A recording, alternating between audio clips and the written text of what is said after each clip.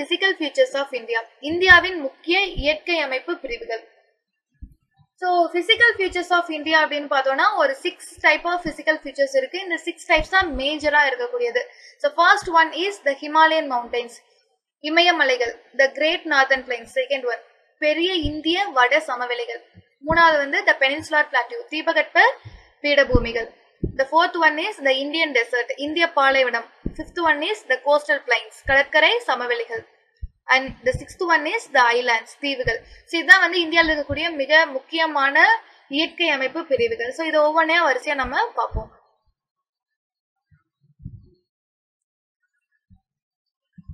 So இங்க map கொடுத்திருக்காங்க. So மேப்ல இந்தியாவோட நார்தர்ன் மோஸ்ட் பாயிண்ட்ல இருக்கக்கூடியது எல்லாமே வந்துட்டு ஹிமாலயன் ரேஞ்ச் அப்படின்னு சொல்லப்படுது. அதாவது இமயமலைகள் இந்தியாவோட வடக்கு எல்லையில் வந்து அரணாக அமைந்திருக்கு அப்படின்னு சொல்லி நம்மளுக்கு தெரியும். ஸோ இந்தியாவில் இருக்கக்கூடிய Jammu and Kashmir, Himachal Pradesh, Uttarakhand and Sikkim, Arunachal Pradesh and வட இந்திய மாநிலங்கள், அதாவது வடகிழக்கு இந்திய மாநிலங்கள், அங்கே எல்லாமே வந்துட்டு இந்த இமாலய ரேஞ்ச் வந்து இமயமலைகள் வந்து ஃபுல்லா போகும். ஸோ அந்த ஏரியா வந்து ஹிமாலய ரேஞ்ச் அப்படின்னு சொல்லுவோம். ஸோ இமயமலைக்கு அடுத்து உடனடியாக சவுத்துல இருக்கக்கூடியது, இமயமலைக்கு அடுத்து இமீடியட்டா சவுத்துல இருக்கக்கூடியது தான் நார்தர்ன் பிளைன்ஸ் அப்படின்னு சொல்லுவோம். அதாவது இந்திய வட சமவெளிகள், இந்திய பெரும் வட சமவெளிகள் அப்படின்னு சொல்லக்கூடிய நார்தர்ன் பிளைன்ஸ்.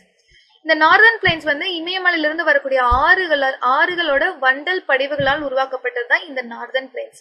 இந்த நார்தர்ன் பிளைன்ஸ்க்கு அடுத்து இருக்கக்கூடியது வந்து டெக்கான் பிளாட்டியூ அப்படின்னு வந்து சொல்லுவோம். ஸோ வந்து ஆல் ஓவர் ரிமைனிங் அந்த முக்கோண வடிவத்தில் இருக்கும் இல்லைங்களா, இந்தியாவோட முக்கோண வடிவம், அங்கே இருக்கிறது எல்லாமே Deccan plateau or peninsular plateau அப்படின்னு வந்து சொல்லப்படுது. தென் கடற்கரை சமவெளிகள் அப்படின்னு சொல்லுவோம் இல்லைங்களா, அந்த கடற்கரை சமவெளிகள் இந்தியாவோட மேற்கு கடற்கரை பகுதியில் இருக்கக்கூடியது மேற்கு கடற்கரை சமவெளி, கிழக்கு கடற்கரை பகுதியில் இருக்கக்கூடியது கிழக்கு கடற்கரை சமவெளி அப்படின்னு சொல்லப்படும். தென் இந்தியாவோட மேற்கு பகுதியில குஜராத் அந்த ராஜஸ்தான்லாம் இருக்கு இல்லைங்களா, அந்த பகுதியில வந்து இந்தியன் டெசர்ட் இருக்கும், அதாவது பாலைவனம் அப்படிங்கிற இந்தியாவோட பாலைவன பகுதி அங்கதான் அமைஞ்சிருக்கும். இதான் வந்து மேஜரா இருக்கக்கூடிய இந்தியாவோட பிசிக்கல் ஃபீச்சர்ஸ்.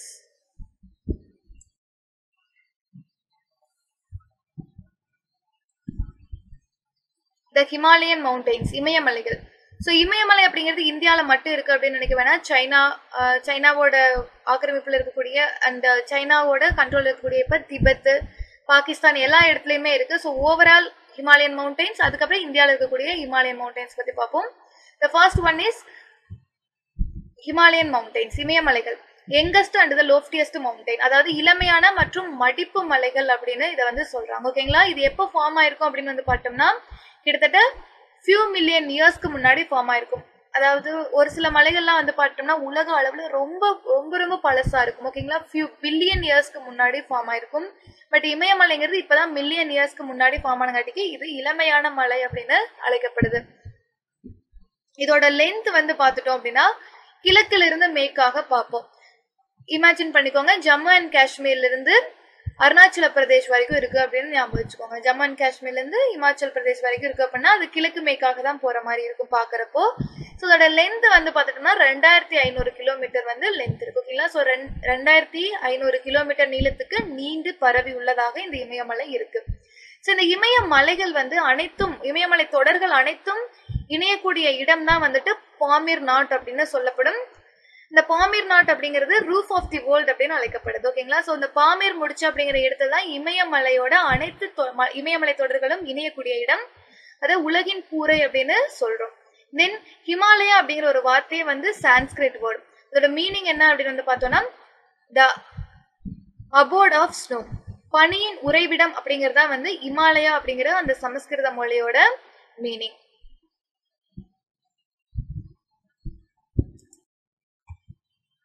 So பேசிக்கா ஹிமாலயாஸ் நம்ம 3 டிவிஷன்ஸ் கொடுக்குறோம், 3 டிவிஷன்ஸ் எடுக்கிறோம். The first one is Trans Himalayas, the next one is Himalayas and third one is Eastern or Purvanchal Hills.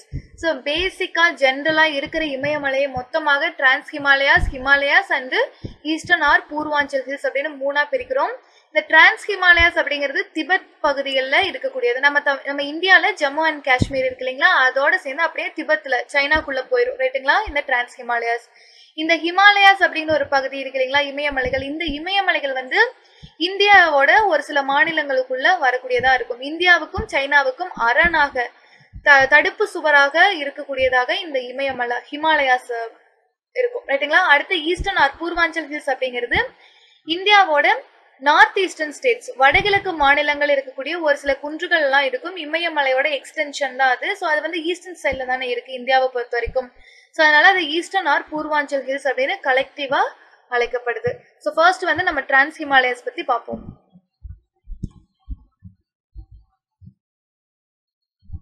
Trans Himalayas, trans இமயமலை, மேற்கு இமயமலை அப்படின்னு அழைக்கப்படும். So trans Himalayas otherwise called as western Himalayas. It lies to the north of the great Himalayan range. So இந்தியாவில் இருக்கக்கூடிய மலை தொடர்கள் வந்து ஹிமாலயாஸ் அப்படின்னு நம்ம சொன்னோம். Trans Himalayas, Himalayas and eastern Himalayas. அதில் இந்த கிரேட் ஹிமாலயாஸ் அப்படிங்கிறது ஹிமாலயாஸ் அப்படிங்கிறதுக்குள்ள வரக்கூடியது.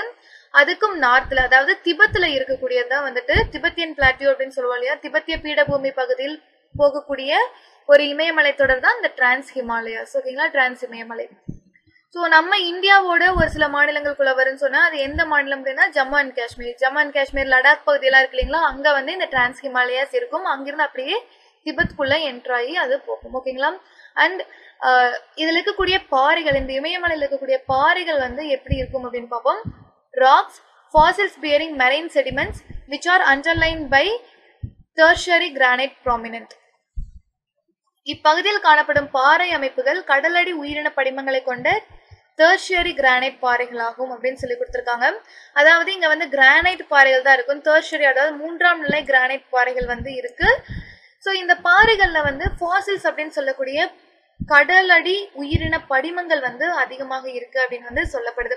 இந்த இமயமலை உருவானதோட ஹிஸ்டரி பார்த்தீங்கன்னாவே தெரியும். 2 லேண்ட் மாசஸ், அதாவது 2 புவித்தட்டுக்கள் மோதி கொள்ளும் போது அதுக்கு நடுவில் இருந்த ஒரு டெத்திஸ் சி அப்படின்னு சொல்ல ஒரு சி வந்து மேலே எழும்பி அது வந்து மடிப்பு மடிப்பா மலைகளாக உருவாகி இருக்கும்.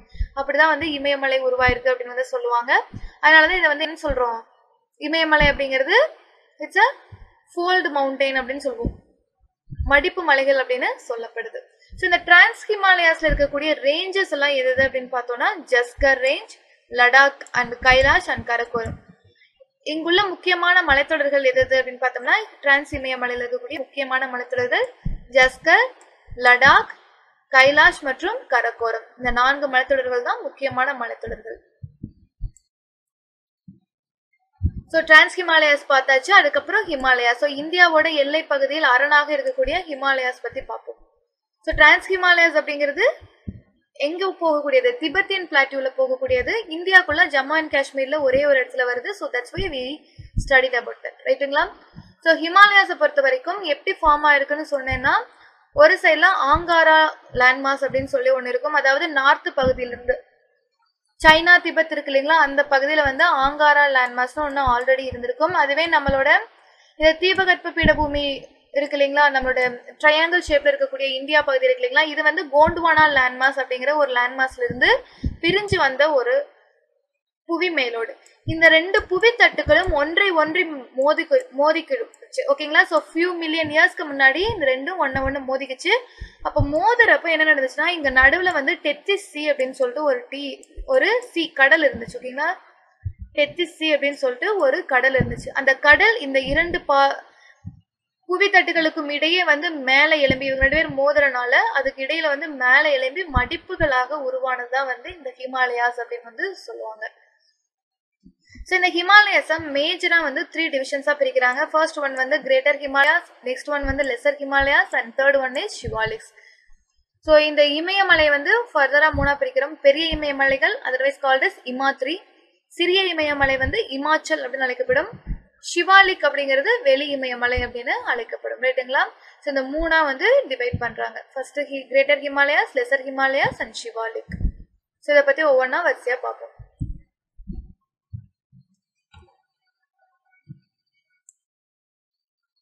கிரேட்டர் ஹிமாலயாஸ் ஆர் ஹிமாத்ரி, பெரிய இமயமலை அல்லது Himadri. It act like a wall. So இது வந்து ஒரு அரணாக செயல்படுகிறது அப்படின்னு சொல்லப்படுது. இதோட ஆவரேஜ் ஹைட், இதோட சராசரி உயரம் எவ்வளோ அப்படின்னு பார்த்தோம்னா 6000 மீட்டர் அப்படின்னு சொல்லப்படும். ஸோ இந்தியாவுக்குள்ள இருக்கக்கூடிய 3 இமயமலை தொடர்கள் வந்து பார்க்க போறோம். ஸோ இருக்கிறதுலே நார்தன் மோஸ்ட் ஹிமாலயாஸ் வந்துட்டு கிரேட்டர் ஹிமாலயாஸ், பெரிய இமயமலை. அடுத்து கிரேட்டர் ஹிமாலயாஸ்க்கு உடனே சவுத்துல இருக்கக்கூடியது, ஒட்டியே இருக்கக்கூடிய ஒரு கொஞ்சம் குட்டியா இருக்கக்கூடியது எது அப்படின்னு வந்து பார்த்தா லெசர் ஹிமாலயாஸ். சிறிய இமயமலை. அடுத்து அதை விட கொஞ்சம் குட்டியா ஹைட் கம்மியா இருக்கக்கூடியது எது அப்படின்னா சிவாலிக் அப்படின்னு சொல்லுவாங்க. அது வந்து சவுத்துல இருக்கக்கூடியது. இமயமலைகள்லயே இந்தியாவில இருந்து இப்ப வந்து நம்ம தமிழ்நாட்டுல இருந்து பாக்குறோம்னா நம்ம கண்ணுக்கு டைரக்டா தெரிய போறது சிவாலிக். அதுக்கு பின்னாடி நார்த்ல தெரிய போறது லெசர் ஹிமாலயாஸ். அதுக்கும் நார்த்ல தெரியறது வடக்கு தெரியறதுதான் வந்துட்டு கிரேட்டர் ஹிமாலயாஸ் தான் சொல்லுவாங்க. இதுல இருக்கிறதுலே ரொம்ப உயரமானது எது அப்படின்னா கிரேட்டர் ஹிமாலயாஸ். வட கோட்ல இருக்கக்கூடிய இந்த கிரேட்டர் ஹிமாலயாஸ் தான் வந்து ரொம்ப கிளியரா நம்மளுக்கு ரொம்ப ஹைட்டா வந்து தெரியும், ரைட்டுங்களா? Then it receives lesser rainfall. கண்டிப்பாங்க. ஸோ இமயமலைகள் வந்துட்டு தென்மேற்கு பருவமழை மூலமாக மழைப்பொழிவு பெறக்கூடிய இமயமலைகள் வந்து லெசர் ஹிமாலயாஸ் அண்ட் சிவாலிக் மட்டும்தான், ரைட்டுங்களா? சிறிய இமயமலைகள் மற்றும் சிவாலிக் மலைத்தொடர் தான் வந்துட்டு மழைப்பொழிவு தென்மேற்கு பருவ காற்றின் மூலமாக மழைப்பொழிவு பெறும். இந்த கிரேட்டர் ஹிமாலயாஸ்ங்கிறது ரொம்ப தூரத்தில் இருக்கும். நம்ம இந்தியால இருந்து கம்பேர் பண்ணி பாக்குறப்ப அது ரொம்ப தூரத்துல இருக்கும், ரொம்ப ஹைட்டாவும் இருக்கும். ஸோ அதனால இந்த கிரேட்டர் ஹிமாலயாஸ்ல இங்கிருந்து போகக்கூடிய தென்மேற்கு பருவ காற்று பட்டு மழைப்பொழிவை தராது. ஸோ இங்க லெசர் ரெயின்ஃபால் தான் இருக்கும், ஓகேங்களா? மிக குறைந்த மழைப்பொழிவையே பெறக்கூடிய ஒரு இடமாக இது உள்ளது. Then physical weathering is less effective. அதாவது இங்க வந்து பெருசா இயற்சிதைவு அப்படின்னு சொல்லுவாங்களா, இயற்கை பாறை சிதைவுகள் வந்து பெருசா இந்த கிரேட்டர் ஹிமாலயாஸ்ல நடக்காது. And lofty peaks are located. அதாவது மிகப்பெரிய சிகரங்கள், உலகிலேயே மிகப்பெரிய சிகரங்கள் அப்படின்னு சொல்லப்படக்கூடிய முக்கியமான சிகரங்கள் எல்லாமே இந்த கிரேட்டர் ஹிமாலயாஸ்ல தான் அமைஞ்சிருக்கு. ஆப்வியஸாங்க கிரேட்டர் ஹிமாலயா தான் இருக்கலே மிக உயரமான மலைத்தொடர் அப்படின்னு சொன்ன இமயமலை பகுதிகளில். ஸோ அங்கே உயரமான சிகரங்கள் இருக்கிறதுல எந்த ஆச்சரியமே இல்லை. ஸோ அங்கே இருக்கக்கூடிய முக்கியமான உயரமான சிகரங்கள் எது அப்படின்னு பார்த்தோம்னா ஃபர்ஸ்ட் மவுண்ட் எவரெஸ்ட், அடுத்து செகண்ட் கஞ்சன்ஜுங்கா. ஸோ மவுண்ட் எவரெஸ்டோட height 8848 metre and Kanchenjunga 8586 metre. 8848 metre for Mount Everest and 8586 metre for Kanchenjunga. இந்த உயரமான சிகரங்கள் வந்து கிரேட்டர் ஹிமாலயாஸ்ல இருக்கு. And it is the most continuous of all the ranges. இமயமலை தொடர்கள்லயே வந்துட்டு மோஸ்ட் கண்டினியூஸ், அப்படியே ஃபுல்லா வந்து ஒரே ஸ்ட்ரெச்சா இருக்கக்கூடிய ஒரு மலைத்தொடர் வந்து இந்த கிரேட்டர் ஹிமாலயாஸ் அப்படின்னு சொல்லுவாங்க. அதே சமயம் இந்த கிரேட்டர் ஹிமாலயாஸ் மிக உயரமாக இருப்பதால் இங்க வந்து எப்பவுமே பெர்மனண்டா ஸ்னோ கவர் இருந்துகிட்டே இருக்கும். அந்த பனி பாறைகள் வந்து சூழ்ந்து காணப்படும். ஸோ அதனாலதான் வந்து இங்க கங்கோத்ரி, யமுனோத்ரி, அந்த சாய்ச்சன் கிளேசியர் எல்லாம் சொல்லுவோம் இல்லைங்களா, அது எல்லாமே வந்து இந்த கிரேட்டர் ஹிமாலயாஸ்ல தான் இருக்கு. இந்த கங்கோத்ரில இருந்து தான் கங்கை நதி வந்து கிளம்பி வரும். யமுனோத்ரி தான் வந்துட்டு it's origin place for Yamuna. And Siachen வந்து எங்க இருக்கும், காஷ்மீர்ல இருக்கக்கூடிய ஒரு கிளேசியர். இது ரொம்ப முக்கியமான ஒண்ணு. கரண்ட் அஃபேர்ஸ் எல்லாம் நிறைய சியாச்சின் பத்தி வந்திருக்கும். ஸோ அதெல்லாம் கண்டிப்பா பார்க்கணும். காஷ்மீர் அப்படின்னா உங்களுக்கு கிளியரா தெரியும்னு நினைக்கிறேன். ஸோ சில காலங்கள் வந்து இந்த ஹிமாலயாஸ், இந்த சியாச்சின் கிளேசியர் வந்து ஃபுல் அண்ட் ஃபுல் பனியால சூழப்பட்டு மூடி இருக்கும் அப்படின்னு சொல்லுவாங்க.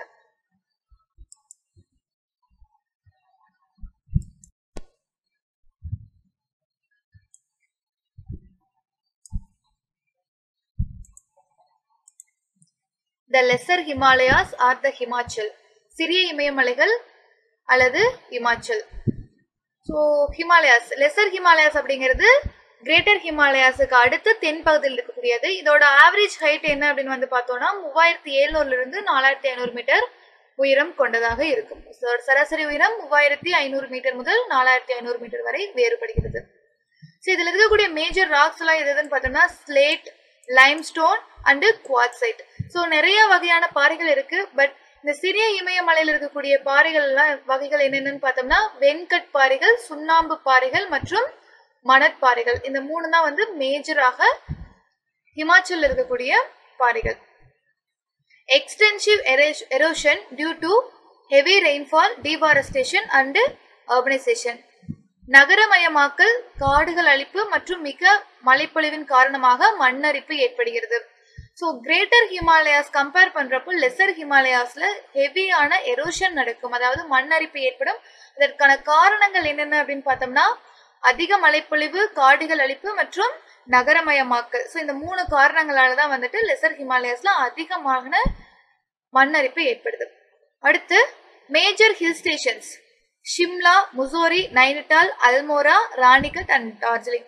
லெசர் ஹிமாலயாவில் இருக்கக்கூடிய முக்கியமான கோடை வாழிடங்கள் எது அப்படின்னு பார்த்தோம்னா சிம்லா, முசோரி, நைனிடால், அல்மோரா, ராணிகட் மற்றும் டார்ஜிலிங். இதுதான் வந்து முக்கியமானது. ஸோ இங்க எல்லாம் வந்து மேக்ஸிமம் அர்பனைசேஷன் நடந்திருக்கும். இந்த அர்பனைசேஷனால மக்கள் அதிகமாக இருப்பதால அங்க இருக்கக்கூடிய மண் அரிப்பு வந்து இன்னுமே வந்து அதிகமாக்கப்படுது அப்படின்னே சொல்லப்படுது.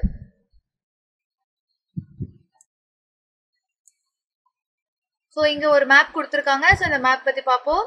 ஸோ இமயமலை அப்படிங்கிறது இந்தியாவின் வடகோட்டில் இருக்கக்கூடிய மலையாக இருக்கிறது. ஸோ அந்த வடகோட்டில் வந்து ஒரு தொடர்ந்த மலை பகுதியாக இருக்கக்கூடியது கிரேட்டர் ஹிமாலயாஸ். அதை ஒட்டியே வந்து அடுத்த தொடராக இருக்கக்கூடியது எது அப்படின்னு வந்து பார்த்துட்டோம்னா லெசர் ஹிமாலயாஸ் அப்படின்னு சொல்லக்கூடிய சிறிய இமயமலை. அடுத்து சிவாலிக். சிவாலிக் அப்படிங்கிறது டிஸ்கண்டினியூஸ் ரேஞ்ச் அப்படின்னு சொல்லுவாங்க. மூணாவது இருக்கக்கூடியது அதுதான் இருக்கலே சதர்ன் மோஸ்ட் ஹிமாலயாஸ். ஓகேங்களா, இந்தியாவில் சம்பந்தப்பட்ட இமயமலையில 3 ரேஞ்சா சொல்லுவாங்க. ஒன்னு வந்துட்டு வடகோட்டில் இருக்கக்கூடியது கிரேட்டர் ஹிமாலயாஸ், செகண்ட் மிட்ல இருக்கக்கூடியது. ஓகேங்களா, ஸோ நார்த்ல இருக்கக்கூடிய கிரேட்டர் ஹிமாலயாஸ்க்கு அடுத்து சவுத்ல இருக்கக்கூடியது லெசர் ஹிமாலயாஸ், அதுக்கு சவுத்ல இருக்கக்கூடியது சிவாலிக். இந்த சிவாலிக் அப்படிங்கிறது அப் டு அசாம் வரைக்கும் இருக்கும். இது வந்து மோஸ்ட் டிஸ்கண்டினியூஸ் ரேஞ்ச் அப்படின்னு சொல்லப்படும், தொடர்ச்சியற்ற மலைத்தொடராக சொல்லப்படுகிறது. The Shivalik or outer Himalayas. Shivalik or வெளி இமயமலை. From Jammu and Kashmir to Assam. அதாவது ஜம்மு அண்ட் காஷ்மீர்ல இருந்து அசாம் வரை நீண்டு இருப்பதாக இந்த சிவாலிக் மலை இருக்குது. இதோட ஆல்டிடியூட் அதாவது உயரம் வந்து பார்த்துட்டோம்னா 900 to 1100 மீட்டர். 900 மீட்டர்ல இருந்து 1100 மீட்டர் வரை இதோட உயரம் வந்து வேறுபடுகிறது. இதோட சராசரி உயரம் அப்படின்னு வந்து பார்த்துட்டோம்னா 1000 மீட்டர். ஓகேங்களா, and it is the most discontinuous range. மிகவும் தொடர்ச்சியற்ற மலைத்தொடர் அப்படின்னு அழைக்கப்படக்கூடியதாக இந்த சிவாலிக் மலைத்தொடர் இருக்குது. ஸோ இந்த தொடர்ச்சியற்ற மலைத்தொடராக இருப்பதற்கு காரணம் என்ன அப்படின்னு வந்து பார்த்தோம்னா கிரேட்டர் ஹிமாலயாஸ்ல இருக்கக்கூடிய கிளேசியர்ஸ்ல இருந்து தொடங்கக்கூடிய இந்த ஆறுகள் ஒவ்வொரு மலைக்காக தொடர்ந்து சவுத் சைட்ல இருக்கக்கூடிய தென் பகுதியில் இருக்கக்கூடிய சிறிய இமயமலை மற்றும் சிவாலிக்கு கடந்து தான் வந்து ஆறுகள் சமவெளி பகுதிக்கு வரும், வட சமவெளி பகுதிக்கு உள்ள என்ட்ராகும். அப்படி வர்றப்போ இந்த சிவாலிக் மலைத்தொடர் வந்து உருவாகும் காலகட்டங்கள்லயே இந்த ஆறுகள் வந்து பாய்ந்து கொண்டிருந்தன. அந்த ஆறுகள் போன இடங்களில் எல்லாம் வந்து மலைத்தொடர்கள் வந்து பெருசா வந்திருக்காது, ஃபுல்லா ஏரோடா இருக்கும். ஸோ ஆறுகள் போகாத இடங்கள்ல தான் இந்த சிவாலிக் வந்து மலைத்தொடர்கள் உருவாயிருக்கும். அதனாலதான் இது மோஸ்ட் டிஸ்கண்டினியூஸ் ரேஞ்ச் அப்படின்னு சொல்லப்படும். தென் valleys between the Shivaliks and the lesser Himalayas are called dunes in the west and dwas in the east. So greater Himalayas north சைட்ல இருக்கு, லெசர் ஹிமாலயஸ் அதுக்கு சவுத்ல இருக்கு, அதுக்கு சவுத்ல இருக்கக்கூடியது சிவாலிக். இந்த லெசர் ஹிமாலயாஸ் சிறிய இமயமலைக்கும் சிவாலிக் மலைக்கும் இடைப்பட்ட பள்ளத்தாக்கு பேர் தான் வந்து என்ன சொல்லுவாங்க அப்படின்னா பள்ளத்தாக்கு. அப்படின்னா வி ஷேப்ல இருக்கும் இல்லைங்களா, ஒரு மலையில இருந்து இன்னொரு மலைக்கு இறங்கி ஏறுற மாதிரி இருக்கும் இல்லையா, அதுதான் வந்து பள்ளத்தாக்கு அப்படின்னு சொல்லுவோம், வேலிஸ். ஸோ அது பேர் என்ன அப்படின்னு வந்து பார்த்தோம்னா வெஸ்டர்ன் சைடு, அதாவது ஜம்மு அண்ட் காஷ்மீர், ஹிமாச்சல பிரதேஷ், உத்தரகாண்ட் அங்க எல்லாம் வந்து என்ன சொல்லுவாங்கன்னா டூன்ஸ் அப்படின்னு சொல்லுவாங்க. அந்த பள்ளத்தாக்குகளை டூன்ஸ் அப்படின்னு சொல்லுவாங்க. அதுவே ஈஸ்ட் அதாவது அசாம், பீகார் அந்த ஏரியால டுவாஸ் அப்படின்னு அந்த பள்ளத்தாக்குகளுக்கு பெயர்கள் வைக்கப்படும். ஸோ டெஹ்ராடூன் அப்படின்னு வந்து கேள்விப்பட்டிருப்போம் இல்லைங்களா, அந்த டெஹ்ராடூன் வந்து எங்க இருக்கு, உத்தரகாண்ட்ல டேராடூன் இருக்கும். சரிங்களா, அந்த உத்தரகாண்ட்ல சிவாலிக் அண்ட் லெசர் ஹிமாலயாஸ் கிடைப்பட்ட பள்ளத்தாக்குல தான் இந்த டெஹ்ராடூன் இருக்கும். அதனாலதான் அதுக்கு டூன்ஸ் அப்படின்னு பேர் வந்திருக்கு. பூர்வாஞ்சல் ஹில்ஸ், பூர்வாஞ்சல் குன்றுகள், eastern offshoot of Himalayas. இவை இமயமலையின் கிழக்கு கிளையாகும். ஸோ இமயமலைகள் அப்படிங்கிறது ஜம்மு அண்ட் காஷ்மீர்ல தொடங்கி, அதாவது இந்தியாவோட தலை அப்படின்னு சொல்லக்கூடிய ஜம்மு அண்ட் காஷ்மீர்ல தொடங்கி அப்படியே அருணாச்சல பிரதேஷ் வரைக்கும் போகும். ஸோ அருணாச்சல பிரதேஷ்ல என்ன பண்ணும் அப்படின்னா அங்கிருந்து அப்படியே நார்த் சவுத்தா திரும்பும். ஓகேங்களா, வட தெற்காக திரும்பும். ஸோ அப்படியே வந்து மியான்மருக்கும் இந்தியாவுக்கும் இடைப்பட்ட அந்த ஒரு பார்டர்ல இருக்கக்கூடியதான் இந்த பூர்வாஞ்சல் ஹில்ஸ் அப்படின்னு சொல்லப்படக்கூடியது. ஸோ எங்க இருக்கு அப்படின்னு பார்த்தோம்னா நார்த் ஈஸ்டர்ன் ஸ்டேட்ஸ்ல இருக்கு, வடகிழக்கு மாநிலங்களில் இந்த பூர்வாஞ்சல் ஹில்ஸ் வந்து பரவி இருக்கு. Most of these hills are located along the border of India and Myanmar while others are inside India. So பெரும்பாலான குன்றுகள் மியான்மர் மற்றும் இந்திய எல்லைகளுக்கு இடையே காணப்படுகின்றன. மற்ற மலைகள் அல்லது குன்றுகள் இந்தியாவின் உட்பகுதியிலும் பரவியுள்ளன அப்படின்னு சொல்லி கொடுத்துருக்காங்க. அதாவது இந்தியாவோட பார்டர்ல, அதாவது இந்தியா மியான்மர் பார்டர்ல வந்து மேக்சிமம் இந்த பூர்வாஞ்சல் ஹில்ஸ் இருக்கும். அதை தவிர வடகிழக்கு மாநிலங்கள் அப்படின்னு அழைக்கக்கூடிய இந்த மேகாலயா எல்லாம் இருக்கு இல்லைங்களா, அங்க எல்லாமே வந்துட்டு இருக்கக்கூடிய சின்ன சின்ன ஹில்ஸ் எல்லாத்தையும் சேர்த்து கலெக்டிவா வந்து பூர்வாஞ்சல் ஹில்ஸ் அப்படின்னு சொல்றாங்க. ஸோ அங்க இருக்கக்கூடிய ஹில்ஸ் நேம் எல்லாம் கொடுத்துருக்காங்க. ஃபர்ஸ்ட் டஃப்லா ஹில்ஸ், அடுத்து Abor hills, Mishmi hills, Patkai Bum hills, Naga hills, Manipur hills, Mizo hills, Tripura hills, Mikir hills, Garo, Khasi and Jaintia hills are the hills which are collectively known as Purvanchal hills. So இப்போ சொன்ன ஹில்ஸ் எல்லாத்தையும் ஒன்றிணைந்து தான் வந்து பூர்வாஞ்சல் மலை அப்படின்னு அழைக்கப்படுகிறது. இதுல காரோ, காசி, ஜெயந்தியா அப்படின்னு 3 கொடுத்துருக்காங்க இல்லைங்களா. இதுல காசி அப்படிங்கிற மலைத்தொடர் இருக்கு இல்லையா, இது வந்து இந்த காரோ, காசி, ஜெயந்தியா இது 3மே மேகாலயால இருக்கக்கூடிய மலைத்தொடர்கள். இந்த காசி மலைத்தொடர் வந்து ரொம்ப ரொம்ப famous for it's tribal population. First வந்து இங்க வந்து அதிகமான ட்ரைபல் பீப்புள் இருக்காங்க. காசி ஹில் இருக்கக்கூடிய ஒரு ட்ரைபல் குரூப் பேரு காசி அப்படின்னே சொல்லுவாங்க ரைட்டுங்களா. அந்த மலையின் பெயரை வச்சே அந்த இனத்தை வந்து அழைப்பாங்க. தென் உலகின் மிக அதிக மழைப்பொழிவு இருக்கக்கூடிய இடமான மவுண்ட் சின்ராம் காசி ஹில்ஸ்ல தான் இருக்கு ரைட்டுங்களா. மேகாலயால காசி ஹில்ஸ்ல தான் உலகின் மிக அதிக மழைப்பொழிவு இருக்கக்கூடிய இடம் இருக்கு. அதோட மழைப்பொழிவு அளவு வந்து பார்த்தோம்னா 1141 சென்டிமீட்டர், 1141 சென்டிமீட்டர் ரெயின்ஃபால் இருக்கக்கூடிய உலகின் அதிகமான மழைப்பொழிவு இருக்கக்கூடிய இடம் காசி ஹில்ஸ்ல இருக்கு. Importance of Himalayas. இமயமலையின் முக்கியத்துவம். Himalayas block south west monsoon cause heavy rainfall. தென்மேற்கு பருவக்காற்றை தடுத்து வட இந்திய பகுதிக்கு கனமழையை கொடுக்கிறது. கண்டிப்பாங்க. ஸோ தென்மேற்கு பருவக்காற்று நம்மளுடைய அரபிக்கடல்ல இருந்து இந்தியாவிற்குள் என்ட்ராகும். கேரளா அப்படின்னு சொல்லக்கூடிய அந்த மேற்கு கடற்கரை பகுதி இருக்கு இல்லைங்களா, அந்த சைட்ல வந்து உள்ள இந்தியாவுக்குள்ள என்டர் ஆகும். அப்படி என்டர் ஆகி ஃபர்ஸ்ட் வெஸ்டர்ன் காட்ஸ்ல ஃபுல்லா மழை கொடுக்கும். தென் அதை தாண்டி ஹிமாலயாஸ்ல போயிட்டு மறுபடியும் முட்டும். ஸோ அந்த ஹிமாலயாஸ் வந்து தென்மேற்கு பருவ காற்றை வந்து பிளாக் பண்ணி ஹெவி ரெயின்ஃபால் வந்து பெய்ய வைக்கிறது. ஸோ அதன் மூலமாக தான் இந்தியாவில் அதிக மழைப்பொழிவு கொடுக்கக்கூடிய ஒரு காற்றாக தென்மேற்கு பருவ காற்று கருதப்படுது. அடுத்து natural barrier to the subcontinent. So இந்திய துணைக்கண்டத்திற்கு இயற்கை அரணாக அமைந்துள்ளது. ஸோ ஜென்ரலாவே வந்து ஒரு இயற்கை அரணாக ஹிமாலயாஸ் இருக்கு, ஒரு தடுப்பு சுவர் போல செயல்படுகிறது. Next, source for many perennial rivers like Indus, Ganges, Brahmaputra. So வற்றாத நதிகளின் பிறப்பிடமாக இமயமலை உள்ளது. எடுத்துக்காட்டு சிந்து, கங்கை, பிரம்மபுத்திரா மற்றும் பிற ஆறுகள். ஸோ சிந்து நதி, கங்கை, பிரம்மபுத்திரா இது எல்லாமே வந்துட்டு கிட்டத்தட்ட கங்கையை தவிர சிந்து, பிரம்மபுத்திரா ரெண்டும் கைலாஸ் ரேஞ்சுக்கு பக்கத்துல உருவாகும். ஓகேங்களா. ஸோ கைலாய மலைக்கு பக்கத்துல அருகாமையில் வந்து உருவாகக்கூடியதான் இண்டஸ் மற்றும் பிரம்மபுத்திரா ஆறுகள்.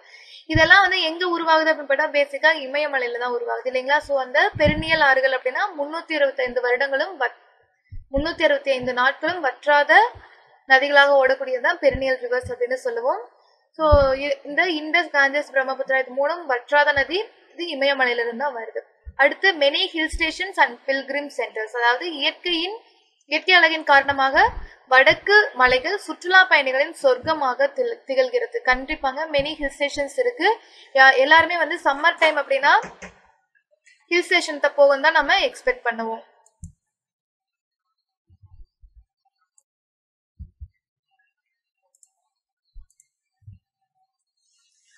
So many pilgrim centers like Amarnath, Kedarnath, Badrinath and Vaishnavi Devi temples are situated in Himalayas. So Amarnath, Kedarnath, Badrinath மற்றும் வைஷ்ணவி தேவி கோவில்கள் வந்து இமயமலையில தான் இருக்கு. ஸோ இங்க தான் வந்து மேக்ஸிமம் வருடம் வந்து நிறைய பேர் வந்து பில்கிரிம்ஸா விசிட் பண்ணுவாங்க ரைட்டுங்களா. அடுத்து it provides raw material forest based industries. அதாவது வனப்பொருட்கள் சார்ந்த தொழிலகங்களுக்கு மூலப்பொருட்களை அளிக்கிறது. ஸோ இமயமலைங்கிறது அந்த மலையில எவ்வளோ பெரிய ஃபாரஸ்டா இருக்கு. ஸோ வந்து மிகப்பெரிய அளவுல காடுகளை கொண்ட இடமாக இருக்கு. அந்த காடுகள்ல இருந்து கிடைக்கக்கூடிய அந்த வனப்பொருட்களை சார்ந்த தொழிலகங்களுக்கு ஒரு மூலப்பொருட்களை கொடுக்கக்கூடிய ஒரு பொக்கிஷம் நிறைந்த இடமாக இமயமலை இருக்கு. அடுத்து it prevents the cold winds blowing from the central Asia. மத்திய ஆசியாவிலிருந்து வீசும் கடும் குளிர் காற்று நம்மளோட சைனாக்குள்ள வருங்க. நம்ம பக்கத்து நாடான சைனாக்குள்ள வரும், பட் நம்ம இந்தியாக்குள்ள வராது. ஏன் அப்படின்னு பார்த்தோம்னா கிரேட்டர் ஹிமாலயாஸ் அப்படின்னு சொல்லக்கூடிய பெரிய இமயமலை ஹிமாத்ரி இல்லையா.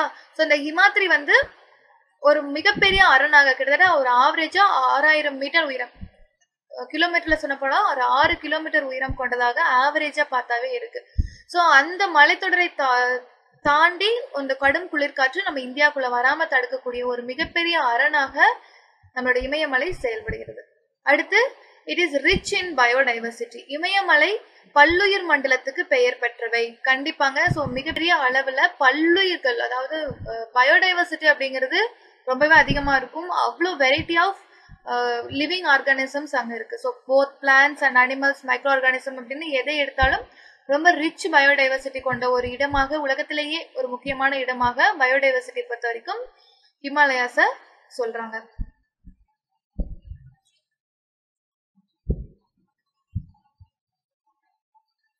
த கிரேட் நார்தர்ன் பிளைன்ஸ், வடபெரும் சமவெளிகள். ஸோ இது வரைக்கும் நம்ம பார்த்தது ஹிமாலயாஸ் பத்தி முடிச்சாச்சு. இப்போ கிரேட் நார்தர்ன் பிளைன்ஸை பத்தி பார்க்க போறோம். த கிரேட் நார்தர்ன் பிளைன்ஸ், வடபெரும் சமவெளிகள். The fertile land, 7 north Indian states. So இது வந்து ஒரு மிகப்பெரிய வளமான பகுதிகள் அப்படின்னு சொல்லப்படுது. அதே சமயம் இந்தியாவின் 7 முக்கியமான மாநிலங்கள்ல தான் வந்து இந்த கிரேட் நார்தர்ன் பிளைன்ஸ் இருக்கு. ரைட்டுங்களா? ஸோ அப்படியே பறந்து விரிந்து காணப்படக்கூடிய ஒரு இடமாக இருக்கும். இந்த கிரேட் நார்தர்ன் பிளைன்ஸை யார் உருவாக்குவாங்க அப்படின்னா, இமயமலையிலிருந்தும் விந்திய மலையிலிருந்தும் வரக்கூடிய ஆறுகள் வந்து அவங்களோட வண்டல் மண் படிவுகள் இருக்கு இல்லைங்களா, அதை வந்து அப்படியே டெபாசிட் பண்ணுவாங்க. ஓகேங்களா? படிய செய்து இந்த கிரேட் நார்தர்ன் பிளைன்ஸ் அப்படின்னு சொல்லக்கூடிய வடபெரும் சமவெளிகளை உருவாக்கி இருக்காங்க. So it is situated south of the northern mountains. இந்த இமயமலைக்கும் தெற்கு பகுதியில இந்த கிரேட் நார்தர்ன் பிளைன்ஸ் வந்து இருக்கு. ரைட்டுங்களா? ஸோ இமயமலை முடியுது. ஃபர்ஸ்ட் கிரேட்டர் ஹிமாலயாஸ் நார்தர்ன் மோஸ்ட்ல, அதுக்கப்புறம் சவுத்ல லெசர் ஹிமாலயாஸ் இருக்கும், அதுக்கப்புறம் ஷிவாலிக் இருக்கும். ஷிவாலிக் முடிஞ்ச உடனே வந்து நம்மளுக்கு வரக்கூடியது வந்துட்டு great northern plains. So most extensive stretches of the alluvium in the world deposited by the rivers Indus, Ganga and Brahmaputra. So சிந்து, கங்கை மற்றும் பிரம்மபுத்திரா ஆகிய மற்றும் அவற்றின் துணை ஆறுகளால் உருவாக்கப்பட்ட வண்டல் மண் படிவுகளை கொண்ட உலகிலேயே வளமான சமவெளியாக இது உள்ளது. கண்டிப்பாங்க. மிகப்பெரிய சமவெளி பகுதி, மிகப்பெரிய வளமான சமவெளி பகுதி அப்படின்னா நம்மளோட கிரேட் நார்தர்ன் பிளைன்ஸ் சொல்லுவாங்க. ஏன் அப்படின்னு பார்த்தோம்னா, இண்டஸ், கங்கா, பிரம்மபுத்திரா இந்த 3 ஆறுகளும் அதோட துணை ஆறுகளும் போகக்கூடிய அனைத்து இடங்களுமே வந்துட்டு இந்த கிரேட் நார்தர்ன் பிளைனா தான் இருக்கும். ஸோ அப்போ எவ்வளோ பெரிய ஏரியாவை வந்து இவங்க உருவாக்குறாங்க அப்படின்னு சொல்லிட்டு பாருங்க. Next its length. So the great northern பிளைன்ஸோட லென்த் வந்து பார்த்துட்டோம்னா 2400 கிலோமீட்டர், 2400 கிலோமீட்டர் வந்து இதோட நீளம் இருக்கும். அடுத்து it's with increases from east to west.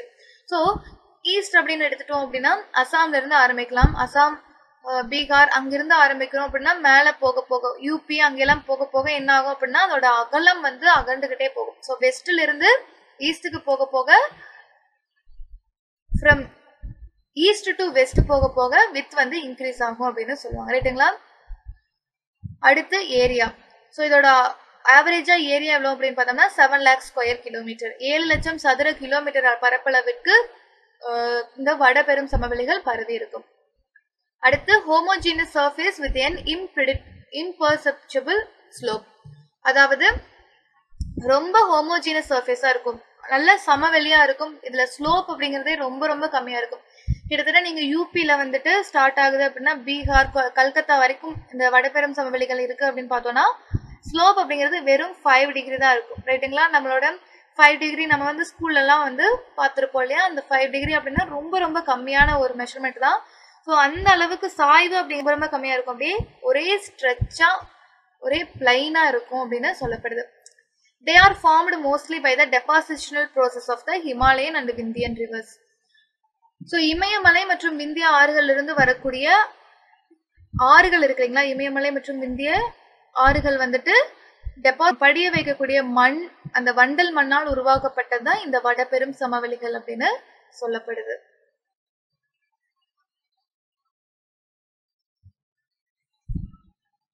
So இங்க பிக்சர் கொடுத்துருக்காங்க.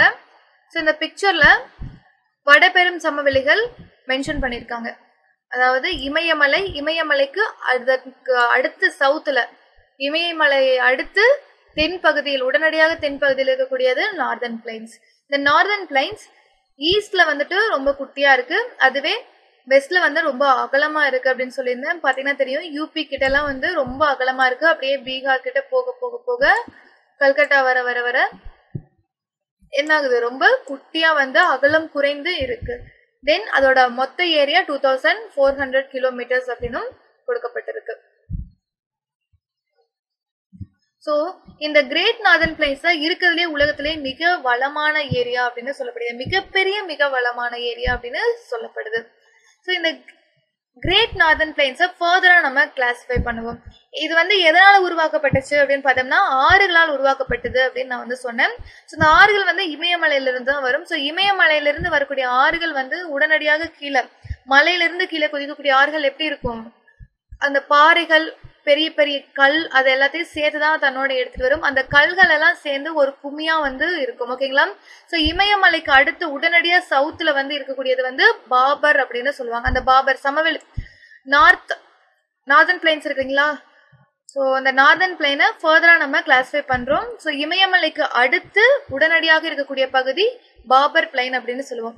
அங்க நிறைய சின்ன சின்ன கல்ல இருந்து பெரிய பெரிய கல் வரைக்கும் ஒரு பெரிய சாண்ட் கோர்ஸ் அப்படின்னு சொல்லுவோம் இல்லைங்களா, மணல்களாக பெரிய பெரிய சைஸ்ல இருக்கக்கூடிய மணல் துகள்கள் இந்த பாபர் பிளைன்ஸ்ல இருக்கும்.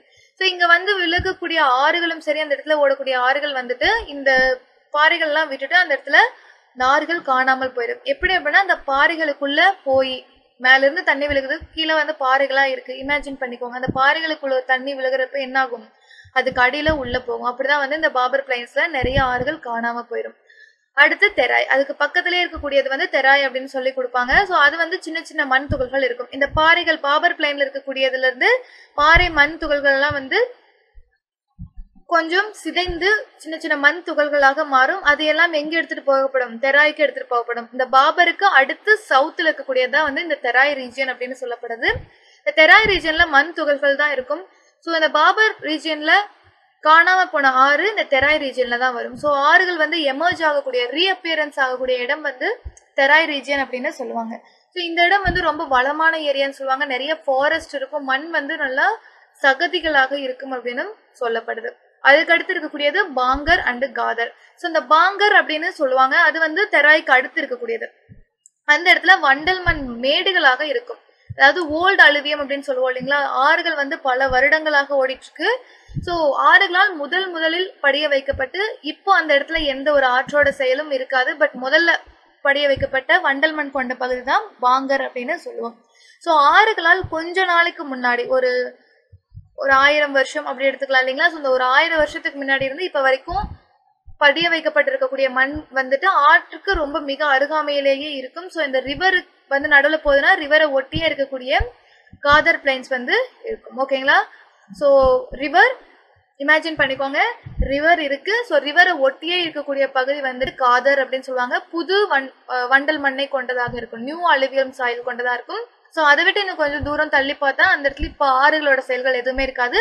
பழைய காலத்துல படிய வைக்கப்பட்ட வண்டல் மண்களை கொண்ட ஏரியாவா இருக்கும். அதுதான் பாங்கர் பிளைன்ஸ் அப்படின்னு சொல்லுவோம். ஸோ இது ஒவ்வொன்றா வரிசையா பார்ப்போம் நம்ம. First, the Babar Plain, Babar சமவெளி. It's made up of gravels and unassorted sediments. இச்சமவெளி இமயமலை ஆறுகளால் படிய வைக்கப்பட்ட பெரும் மணல்கள் மற்றும் பலதரப்பட்ட படிவுகளால் ஆனது. கண்டிப்பாங்க. ஸோ கிரேவல்ஸ் அப்படின்னா நல்ல பெரிய பெரிய பாறைகள், பெரிய பெரியனா ரொம்ப பெருசு இமேஜின் பண்ண வேண்டாம். அதுல இருந்து துண்டாயி விழுந்திருக்கும் இல்லைங்களா மேல இருந்து இமயமலையில இருந்து. ஸோ அதால உருவாக்கப்பட்டதான் இந்த பாபர் பிளைன்ஸ். ஸோ இதோட போரோசிட்டி ஹையா இருக்கும் அப்படின்னு சொல்லியிருக்காங்க. அதாவது இதற்கு இப்படிவுகளில் நுண்துளைகள் அதிகமாக இருக்கும், ரைட்டுங்களா. அதனால இதன் வழியாக ஓடக்கூடிய ஆறுகள் சிற்றோடைகள் இருக்கும் இல்லைங்களா, இது காணாமல் போய்விடும். ஓகேங்களா, இதுக்குள்ள மறைஞ்சிடும், அவ்வளவுதான், வேற ஒன்றும் இல்லை. So streams will disappear. So இந்த பாபர் பிளைன் அப்படிங்கிறது நம்ம இந்தியாவில் எந்தெந்த ஏரியாவில் இருக்கு அப்படின்னு பார்த்தோம்னா, ஃப்ரம் ஜம்மு அண்ட் காஷ்மீர்ல தொடங்கி அசாம் வரைக்கும் அந்த இமயமலையை ஒட்டியே கீழே சவுத்துல இருந்துகிட்டே இருக்கும். ஓகேங்களா, ஃபுல்லா பாபர் பிளைன் இருக்கும், அப் டு அசாம் வரைக்கும் தான் இருக்கும். அடுத்து this area is not suitable for cultivation. இந்த இடம் பயிர் விளைவிப்பதற்கு ஏற்ற இடம் கிடையாது. ஏன்னா இதுல போரோசிட்டி அப்படின்னு சொல்லக்கூடிய நுண்துளைகள் அதிகமாக இருக்கு. ஸோ அங்க இருக்கக்கூடிய இடத்துல அதே சமயம் பெரிய பாறைகள் எல்லாம் கொண்ட இடமாக இருக்கும். ஸோ அங்க ஆப்வியஸா பாறைகள்லாம் இருக்கிற இடத்துல நம்ம எந்த கிராப்பும் கல்டிவேட் பண்ணி வைக்க முடியாது, ரைட்டுங்களா. So this area is not suitable for cultivation. The Tarai Tract, Tarai Mandalam, zone of excessive dampness, thick forest and rich wildlife, south of Babar Plain. Terai மண்டலம் அதிகப்படியான ஈரப்பதம் கொண்ட பகுதியாகவும் காடுகள் வளர்வதற்கும் பல்வேறு விதமான வனவிலங்குகள் வாழ்வதற்கு ஏற்றதாகவும் உள்ளது. அதாவது இந்த தராய் ட்ராக், அதாவது தராய் மண்டலம் அப்படிங்கிறது பாபர் பிளைனுக்கு இம்மிடியட்டா சவுத்துல மறுபடியும் இருக்கக்கூடியது. ஸோ ஹிமாலயாஸ்க்கு சவுத்துல பாபர் பிளைன், பாபர் பிளைனுக்கு சவுத்துல வந்துட்டு இந்த தராய் ட்ராக். இந்த தராய் ட்ராக் வந்து எக்ஸசிவ் டேம்ப்னஸ் அப்படின்னு சொல்லக்கூடிய மிக அதிகமான ஈரப்பதம் கொண்ட பகுதி. ஏன்னா பாபர் பிளைன்ல மறைந்து போகக்கூடிய ஆறுகள் இந்த தராய் ட்ராக்ல தான் வந்து ரீஎமர்ஜ் ஆகும். ஓகேங்களா? ஸோ அப்போ இந்த ரீஎமர்ஜ் ஆகுறதுனால அந்த இடத்துல ரொம்ப ஈரப்பதம் இருக்கும். அந்த ஈரப்பதத்தினால நிறைய ஃபாரஸ்ட் வந்து, அந்த ஃபாரஸ்ட் முன்னாடி நிறைய வைல்ட் லைஃப் வந்து வரும். ரைட்டுங்களா? Then it is situated south of Bhabar plain, நம்ம பார்த்துட்டோம். Then the Tarai is wider in the eastern part of the Great Plains, especially in Brahmaputra Valley due to heavy rainfall. So Brahmaputra ஆற்று பகுதியில் வந்து அதிக மழைப்பொழிவு இருக்கிறங்காட்டிக்கு அங்கே வந்து அதிகமான ஈரப்பதம் இருக்கக்கூடிய இந்த தராய் ட்ராக்ட் வந்து ரொம்ப அகலமாக இருக்கு அப்படின்னு சொல்லப்படுது. ஸோ அதோட அகலம் வந்து எவ்வளோ அப்படின்னு பார்த்தோம்னா 15 கிலோமீட்டர்ல இருந்து 30 கிலோமீட்டர் வரை அகலம் கொண்டதாக உள்ளது. Then Terai forest have been cleared for cultivation. So இந்த இடத்துல வந்து ஃபாரஸ்ட் இருக்குன்னு சொன்னா, இந்த ஃபாரஸ்ட் இருக்குங்காட்டிக்கு நிறைய வனவிலங்குகள் இருக்கும் அப்படின்னு சொல்லியிருந்தேன். பட் இப்போ மக்கள் தொகை அதிகமாகிற காரணத்தால் வந்து இந்த ஏரியாவில் இருக்கக்கூடிய இந்த ஃபாரஸ்ட் எல்லாம் கிளியர் பண்ணிட்டு ஃபுல்லா மக்கள் வந்து அதை விவசாயத்துக்கு எடுத்துட்டு யூஸ் பண்ணிட்டு இருக்காங்க இந்த ஏரியாவை. ரைட்டுங்களா? ஸோ இந்த நார்தன் பிளைன்ஸ் அப்படின்னாவே it's famous for it's cultivation, அதாவது நிறைய விவசாயம் பண்ணக்கூடிய இடம். அதே சமயம் மக்கள் அதிகமாக ரொம்ப டென்சிட்டியாக மிக அடர்த்தியாக வாழக்கூடிய இடமாக இந்த நார்தன் பிளைன்ஸ் இருக்கு. இந்த நார்தன் பிளைன்ஸ்ல ஒரு பர்டிகுலர் பகுதி ரொம்ப வளமா இருக்கு அப்படின்னா கண்டிப்பா யாரும் விட்டு வைக்க மாட்டாங்க. ஸோ அப்படிதான் இந்த Terai tract full and full இப்போ கல்டிவேஷனுக்கு உள்ள எடுத்துக்கிட்டாங்க.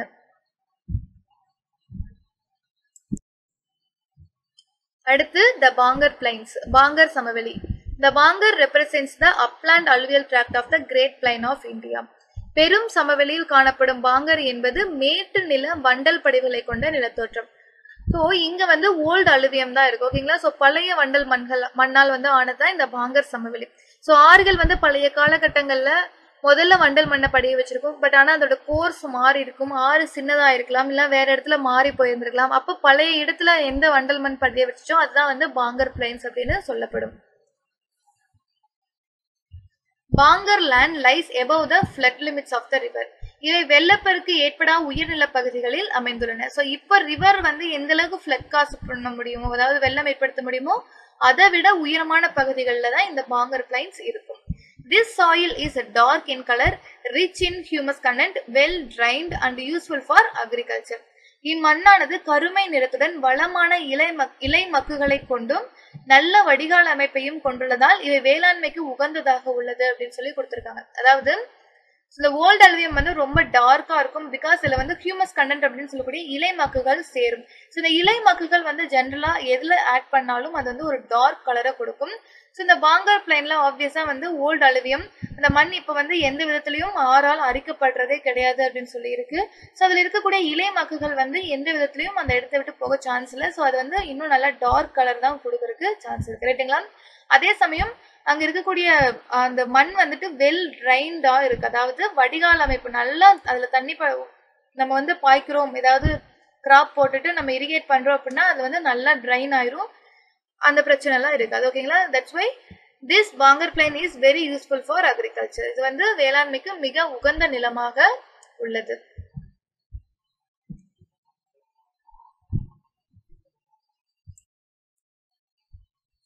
The Kadar Plains, Kadar சமவெளி. The new alluvium tracts along the course of the river are known as the Kadar or Petlands. ஆறுகளால் கொண்டு வரப்பட்டு படிய வைக்கப்படும் புதிய வண்டல் மண் காதர் ஆர் பெட் நிலம் என்று அழைக்கப்படுகிறது. ஸோ இப்போ ஆற்றுக்கும் கொஞ்சம் தூரமா இருக்கக்கூடியதா வந்து காதர் பிளைன்ஸ் அப்படின்னு சொல்லியிருந்தேன். அதான் பாங்கர் பிளைன்ஸ் அப்படின்னு சொல்லியிருந்தேன். ஸோ ஆற்றுக்கு ஒட்டியே இருக்கக்கூடிய புது வண்டல் மண், வெள்ளப்பெருக்கு ஏற்படும் சமயத்தில் புது வண்டல் மண்ணை கொண்டு வந்து படிய வைக்கக்கூடிய பகுதி தான் இந்த காதர் சமவெளி. ரைட்டுங்களா? The Kadar tracts are enriched by fresh deposits of silt every year during rainy season. இந்த மழை காலங்கள்ல வந்துட்டு புதிய வண்டல் படிவுகள் ஆறுகளால் வந்து இந்த இடத்துல பதிய வைக்கப்படுகிறது. ஏன்னா மழைக்காலங்கள்ல தான் வந்துட்டு வெள்ளப்பெருக்கு ஏற்படும். அந்த வெள்ளப்பெருக்குல எடுத்து வரக்கூடிய புதிய வண்டல் படிவுகள் பதிய வைக்கக்கூடிய இடமாக தான் இந்த காதர் பிளைன்ஸ் இருக்கு. The Ghadar land consists of sand, silt, clay and mud.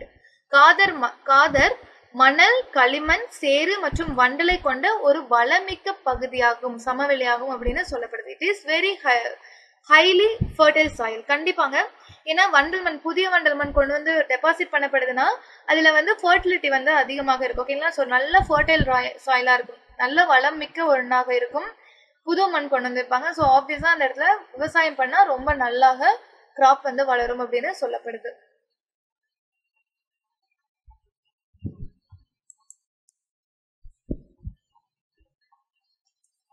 Delta plains, delta சமவெளி.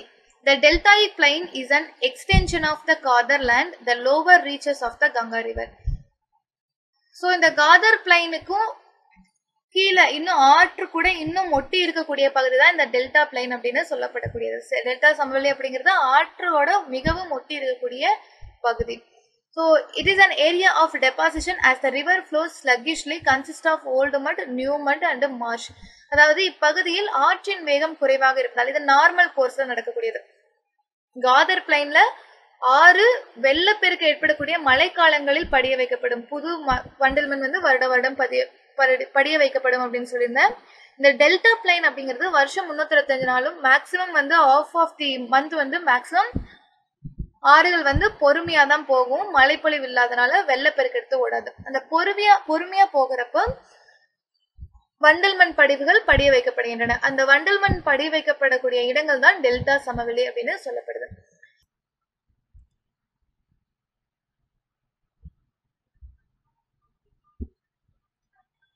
The peninsular plateaus, தீபகற்ப பீடபூமிகள். இந்த தீபகற்ப பீடபூமிகள் அப்படிங்கிறது ஹிமாலயாஸ், நார்தர்ன் பிளைன்ஸ், அதுக்கும் சவுத்ல இருக்கக்கூடிய ஏரியா தான் வந்துட்டு the peninsular plateaus. ஸோ இந்திய பெரும் வட சமவெளிகளுக்கு தென் பகுதியில் இருக்கக்கூடியதான் the peninsular plateaus. இதோட மொத்த ஏரியா எவ்வளவு அப்படின்னு பார்த்தோம்னா 15 lakh square kilometre, 16 lakh square kilometre, அதாவது 16 லட்சம் சதுர கிலோமீட்டர் அளவுக்கு கொண்டதான் இந்த தீபகற்ப பீடபூமி. About half of the total area of the country. கண்டிப்பாங்க. ஸோ இந்தியாவோட மொத்த பரப்பளவுல அரைப்பாகத்திற்கும் மேல வந்து இந்த பெனின்சுலர் பிளாட்டியூஸ் இருக்கு. It is an old rocky plateau region. இது வந்து ஒரு பழைய பாறைகளால் ஆன பீடபூமியாக கருதப்படுகிறது. It consist of a series of plateaus and hill ranges interspersed with river valleys. இந்த பெனின்சுலர் பிளாட்டியூஸை பொறுத்த வரைக்கும் நிறைய அப்லாண்ட்ஸ் இருக்கும். ஓகேங்களா? ஒரு உயரமான நிலப்பகுதிகள் இருக்கும். அதே சமயம் ஹில்ஸ் வந்து அங்கங்க இருக்கும், குன்றுகள், மலை குன்றுகள் அங்கங்க இருக்கும். அந்த மலை குன்றுகளுக்கு நடுவே வந்து ஆறுகள் ஓடுற மாதிரி நிறைய டிஃப்ரெண்டான ஃபீச்சர்ஸை கொண்டதாக தான் வந்து நம்மளுடைய பெனின்சுலர் பிளாட்டியூ இருக்கு. தென் பெனின்சுலர் பிளாட்டியோட எல்லையில இருக்கக்கூடிய பிசிக்கல் ஃபீச்சர்ஸ் எதெல்லாம் பார்ப்போம். இயற்கை அமைப்புகள், அதாவது தீபகற்ப பீடபூமியின் எல்லை பகுதியில் இருக்கக்கூடிய இயற்கை அமைப்புகள் என்னென்ன அப்படின்னு சொல்லி பார்ப்போம். So first one, Aravalli hills on north western. So north west அப்படின்னா வடமேற்கு. ஸோ வடமேற்கு எல்லை, தீபகற்ப பீடபூமியின் வடமேற்கு எல்லையில் ஆரவல்லி மலைத்தொடர் இருக்கு. அதே சமயம் western Ghats and eastern Ghats marks the western and eastern boundaries respectively. வடமேற்கு பகுதியில ஆரவல்லி ஹில்ஸ் இருக்கு. அதே போல கிழக்கு பகுதியில தீபகற்ப பீடபூமியின் கிழக்கு பகுதியில கிழக்கு தொடர்ச்சி மலையும், மேற்கு பகுதியில் மேற்கு தொடர்ச்சி மலையும் அரணாக எல்லையாக இருந்து செயல்படுகிறது. அதே சமயம் வடக்கு பகுதியில், ஸோ இது நார்த் வெஸ்டர்ன் பார்த்துட்டோம். அதாவது நார்த் சைட்ல என்னென்னலாம் இருக்கும் அப்படின்னு வந்து பார்த்தோம்னா பந்தில்கண்ட், கைமூர், ராஜ்மஹால் குன்றுகள் இது எல்லாமே இருக்கும். ஓகேங்களா? ஸோ ராஜ்மஹால் ஹில்ஸ், கைமூர், அப்புறம் பந்தல்கண்ட் உயர்நிலப்பகுதி, இது எல்லாமே வந்துட்டு நார்த் அண்ட் நார்த் ஈஸ்ட் இந்த ஏரியால இருக்கக்கூடிய பவுண்டரிஸ். தென் இதோட உயரம், ஆல்டிடியூட் எவ்வளவு அப்படின்னு பார்த்தோம்னா 600 மீட்டர் மீன் சீ லெவல், கடல் மட்டத்திலிருந்து 600 மீட்டர் உயரத்தில் இருக்கிறது. இந்த பீடபூமி அப்படின்னா அது ஒரு விஷயம் நல்லா தெரிஞ்சுக்கணும். பீடபூமி அப்படின்னா உயர் நிலங்கள் அப்படின்னே சொல்லுவாங்க. ஒரு நிலப்பகுதி அதுக்கு பக்கத்துல இருக்கக்கூடிய பகுதியை விட உயரமாக திடீர்னு ஏதாவது நில மாற்றங்களால், புவியில் ஏற்படக்கூடிய ஒரு சில மாற்றங்களால் ஒரு நிலப்பகுதி அதுக்கு பக்கத்துல இருக்கக்கூடிய பகுதியை விட உயரமாக உயர்ந்து நின்றா அதுக்கு பேர் தான் வந்து பீடபூமி அப்படின்னு சொல்லுவாங்க. ஸோ இந்த தீபகற்ப பீடபூமி அப்படிதான் வந்து உயரமாக இருக்கு. மற்ற இடங்களை கம்பேர் பண்றப்போ ஒரு சிலது டக்குன்னு உயரமா இருக்கிற மாதிரி இருக்கும். ஸோ கடல் மட்டத்திலிருந்து 600 மீட்டர் உயரமா இருக்கு இந்த தீபகற்ப பீடபூமி. The peak of Anamudi is the highest point in the plateau. ஆனைமலையில் அமைந்துள்ள 2695 மீட்டர் உயரமுடைய ஆனைமுடி சிகரம் இப்பீடபூமியின் உயர்ந்த சிகரமாகும். கண்டிப்பாக இந்த பீடபூமியோட உயர்ந்த சிகரம் அப்படிங்கிறது நம்ம தமிழ்நாட்டில் இருக்கக்கூடிய ஆனைமுடி சிகரம் தான். Then the general slope of this plateau is towards east. So மேற்கு மாநிலங்கள் அப்படின்னு அழைக்கப்படக்கூடிய கேரளா, மகாராஷ்டிரா, கர்நாடகா, ஸோ இங்க இருந்து ஒரு ஆறு கிளம்பி எங்க வரும் அப்படின்னா பே ஆஃப் பெங்கால்ல போய் கலக்கும். ஸோ காவிரி ஆறே கர்நாடகால கிளம்பி நம்ம தமிழ்நாட்டு வழியாக போய் பே ஆஃப் பெங்கால்ல கலக்குது, வங்காள விரிகுடாவில். எதனால அப்படின்னு பார்த்தோம்னா எப்பவுமே இந்த தீபகற்ப பீடபூமியில எப்படி ஒரு கண்டிஷன் நிலவுது அப்படின்னா மேற்கு பக்கம் உயரமாகவும் கிழக்கு பக்கம் பள்ளமாகவும் இருக்கு. ஓகேங்களா? அப்போ ஒரு ஆறு வந்து போறப்ப என்ன பண்ணுவோம், எங்காவது உயரமான இடங்கள்ல இருந்து பள்ளமான இடத்தை நோக்கி தான் போகும். அப்படிதான் வந்து ஒரு ஸ்லோப்பே அப்படிதான் இருக்கும். இந்த தீபகற்ப பீடபூமியில இருக்கக்கூடிய அந்த சாய்வே வந்துட்டு அப்படிதான் இருக்கு. ரைட்டுங்களா? ஸோ மேற்கு உயரமாகவும் கிழக்கு சாய்வாகவும் இருக்கக்கூடிய ஒரு அமைப்புல தான் இந்த பெனின்சுலர் பிளாட்டியூ இருக்கு.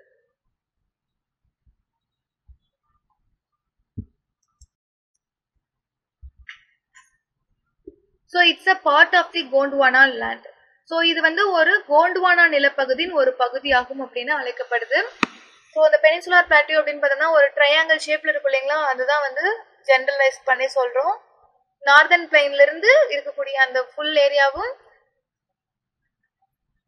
பெனின்சுலர் பிளாட்டியூ அப்படின்னு அழைக்கப்படுது. அது வந்து கோண்ட்வானா லேண்ட் அப்படின்னு சொல்லக்கூடிய அந்த பழைய நிலப்பகுதியின் ஒரு பகுதி அங்கமாக இருந்திருக்கு. Due to the old age rivers broad and shallow valleys. So இங்க வந்து ரொம்ப வருடமாக இங்க இருக்கக்கூடிய ஆறுகள் வந்து ஓடிட்டு இருக்கு. காவேரி ஆகட்டும், கிருஷ்ணா, கோதாவரி எல்லாமே வந்து ரொம்ப பழைய ஆறுகள். ஸோ அந்த ஆறுகள் வந்து எப்படி இருக்கும் அப்படின்னு வந்து பார்த்துட்டோம்னா ஆழமற்ற மற்றும் அகலமான பள்ளத்தாக்குகளை உருவாக்கக்கூடிய ஒரு ஆறுகளாக இருக்கும்.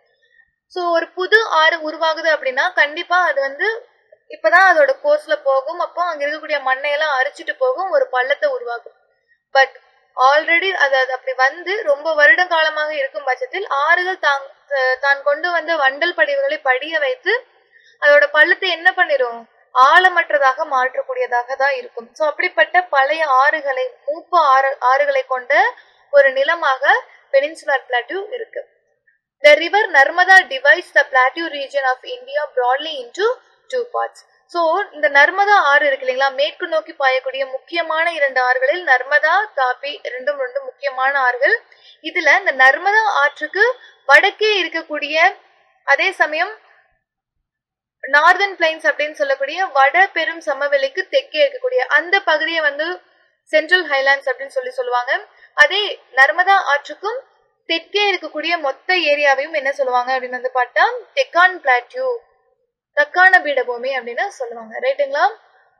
ஸோ நர்மதை ஆறு ஞாபகம் வச்சுக்கோங்க. ஸோ நர்மதை ஆறு குறுக்கால ஒரு கோடு அப்படிங்கிற மாதிரி ஞாபகம் வச்சுட்டு நர்மதை ஆற்றுக்கும் வடக்கே, அதே சமயம் அந்த வடக்கு அதோட எல்லை எங்க முடியுது அப்படின்னு பார்த்தோம்னா நார்தர்ன் பிளைன்ஸ். நார்தர்ன் பிளைன்ஸுக்கு தெற்கே இருக்கக்கூடிய பகுதி சென்ட்ரல் ஹைலாண்ட்ஸ். அதுவே நர்மதை ஆற்றுக்கும் தெற்கே இருக்கக்கூடிய பகுதி ஃபுல் அண்ட் ஃபுல் இருக்கக்கூடிய பகுதி வந்து டெக்கான் பிளாட்டியூ, தக்கான பீடபூமி அப்படின்னு அழைக்கப்படுது.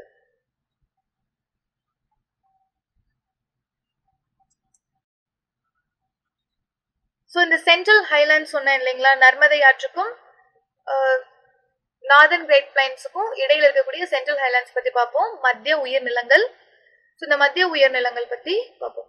வடமேற்கு எல்லையில் ஆரவல்லி மலைத்தொடர் அமைந்துள்ளது. ஸோ இதோட மத்திய உயர்நிலங்களோட எல்லை பகுதிகளில் என்னென்ன அமைஞ்சிருக்கு அப்படின்னு பார்ப்போம். ஸோ இதோட வெஸ்ட் அண்ட் நார்த் வெஸ்டர்ன் ஏஜ்ல ஆரவல்லி மலைத்தொடர் அமைஞ்சிருக்கு.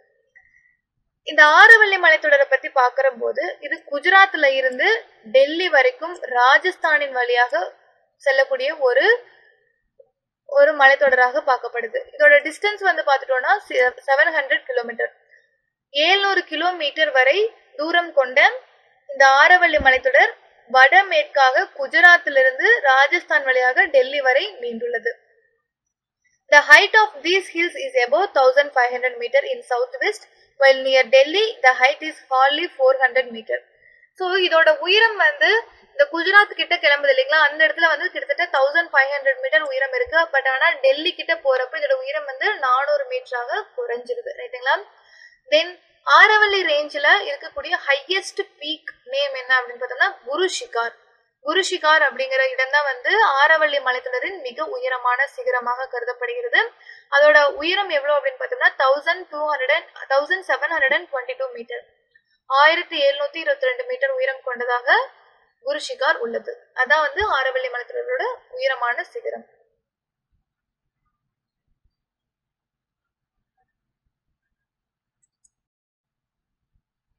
ஸோ சென்ட்ரல் ஹைலாண்டை ஒரு வட்டம் மூலம் நம்ம யோசிச்சுக்கிட்டோம் அப்படின்னா,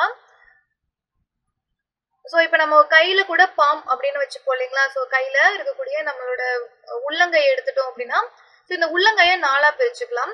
இந்த உள்ளங்கையோட லெஃப்ட் சைடு, ஓகேங்களா, ஒரு கை எடுத்துட்டு லெஃப்ட் சைடு எடுத்துக்கிட்டோம் அப்படின்னா, வலது கை எடுத்துக்கிறோம் அப்படின்னா அதோட லெஃப்ட் சைடு மேற்கு பகுதி, இந்தியாவோட மேற்கு பகுதி. அதுவே ரைட் சைடு வந்து கிழக்கு பகுதி அப்படின்னு வச்சுக்கலாம். ரைட்டுங்களா. ஸோ இந்த உள்ளங்கை தான் வந்து இப்போ சென்ட்ரல் ஹைலாண்ட்ஸ். இந்த சென்ட்ரல் ஹைலாண்ட்ஸோட மேற்கு பகுதியில் இருக்கக்கூடியது மால்வா பிளாட்யூ. அதுவே கிழக்கு பகுதியில் இருக்கக்கூடியது சோட்டா நாக்பூர் பிளாட்யூ, சோட்டா நாக்பூர் பீடபூமி அப்படின்னு சொல்லுவாங்க. அப்புறம் அந்த நடுவில் இருக்கக்கூடிய 2 பகுதிகள் எது அப்படின்னு பார்த்தோம்னா பந்தில்ஹன் அண்ட் பாகல்ஹன். இந்த மால்வா பிளாட்யூ வந்து ரொம்ப ரொம்ப famous in historical aspect. So ஹிஸ்டரியில நம்ம நிறைய வந்து மால்வா பிளாட்யூ பத்தி கேள்விப்பட்டிருப்போம். பட் இந்த சோட்டா நாக்பூர் பிளாட்யூ அப்படின்னு இந்த கிழக்கு பகுதியில் இருக்கு இல்லைங்களா, இந்த பகுதியில வந்து எந்தெந்த மாநிலங்கள் இருக்கும் அப்படின்னு பார்த்தோம்னா ஜார்க்கண்ட், சத்தீஸ்கர், அந்த மாநிலங்கள்லாம் வந்து இந்த சோட்டா நாக்பூர் பிளாட்யூக்கு கீழே வரக்கூடியதாக இருக்கும். மினரல் ரிச் பிளேஸ் அப்படின்னு சொல்லக்கூடியது இந்த சோட்டா நாக்பூர் பிளாட்யூ. ஸோ இப்படிதான் வந்து நம்ம ஞாபகம் வச்சுக்கிறதுக்கு ஒரு ஹிண்ட்ஸ் கொடுத்துருக்கேன். ஓகேங்களா. ஸோ சென்ட்ரல் ஹைலாண்டை இப்படிதான் பிரிக்கும். இந்த மால்வா பிளாட்யூ வந்து மேற்கு பகுதியில வெஸ்டர்ன் சைடு இருக்குன்னு சொன்னீங்களா, அதோட நார்த் வெஸ்ட்ல இருக்கக்கூடிய தான் வந்துட்டு ஆரவல்லி ரேஞ்ச் அப்படின்னு சொல்லக்கூடியது. அதான் வந்து பார்டராக இருக்கு. ரொம்ப முக்கியமான ஒரு ஃபீச்சர் அப்படிங்கறதுனால நம்ம அதை பத்தி பாக்குறோம்.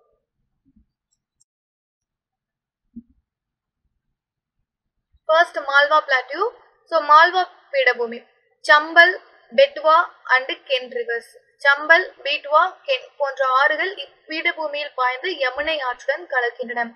கண்டிப்பாங்க மால்வா பிளாட்யூல உருவாகக்கூடிய சம்பல், பெட்வா அண்ட் கென் இந்த ரிவர் எல்லாம் வந்துட்டு மால்வா பிளாட்யூ வழியாக தான் போகும். அது யமுனை ஆற்றோடு கடந்து கடைசியில யமுனை ஆறு எதோட கலக்கும், கங்கையோட கலக்கும். ஸோ கங்கை நதியோட துணை ஆறுகளாக இந்த ஆறுகள் வந்து இருக்கு. அடுத்து சோட்டா நாக்பூர் பிளாட்யூ, சோட்டா நாகபூரி பீடபூமி. Very rich in mineral resources, particularly iron ore and coal. மத்திய உயர்நிலங்களின் வடகிழக்கு பகுதியில் அமைந்த பகுதி தான் இந்த சோட்டா நாகபுரி பீடபூமி. ஸோ இப்பகுதி வந்துட்டு இரும்புத்தாது மற்றும் நிலக்கரி போன்ற கனிம வளத்துக்கு புகழ்பெற்ற இடமாக சொல்லப்படுது. ஸோ இந்தியாவை பொறுத்த வரைக்கும் ஸ்டீல் கம்பெனிஸோ இல்லை கோல் இண்டஸ்ட்ரீஸோ எங்கே இருக்கும் அப்படின்னா இந்த சோட்டா நாக்பூர் பிளாட்யூ அப்படின்னு சொல்லப்படக்கூடிய இந்த இடத்துல தான். எக்ஸாக்டா மாநிலத்துல சொன்னோம்னா ஜார்க்கண்ட் அண்ட் சத்தீஸ்கர், பீகார் அந்த ஏரியால தான் இந்த சோட்டா நாக்பூர் பிளாட்யூ இருக்கு. ஸோ அங்கதான் மேக்சிமம் இந்த அயன் இண்டஸ்ட்ரீஸ் எல்லாம், அயன் அண்ட் ஸ்டீல் இண்டஸ்ட்ரீஸ் அங்கதான் இருக்கும்.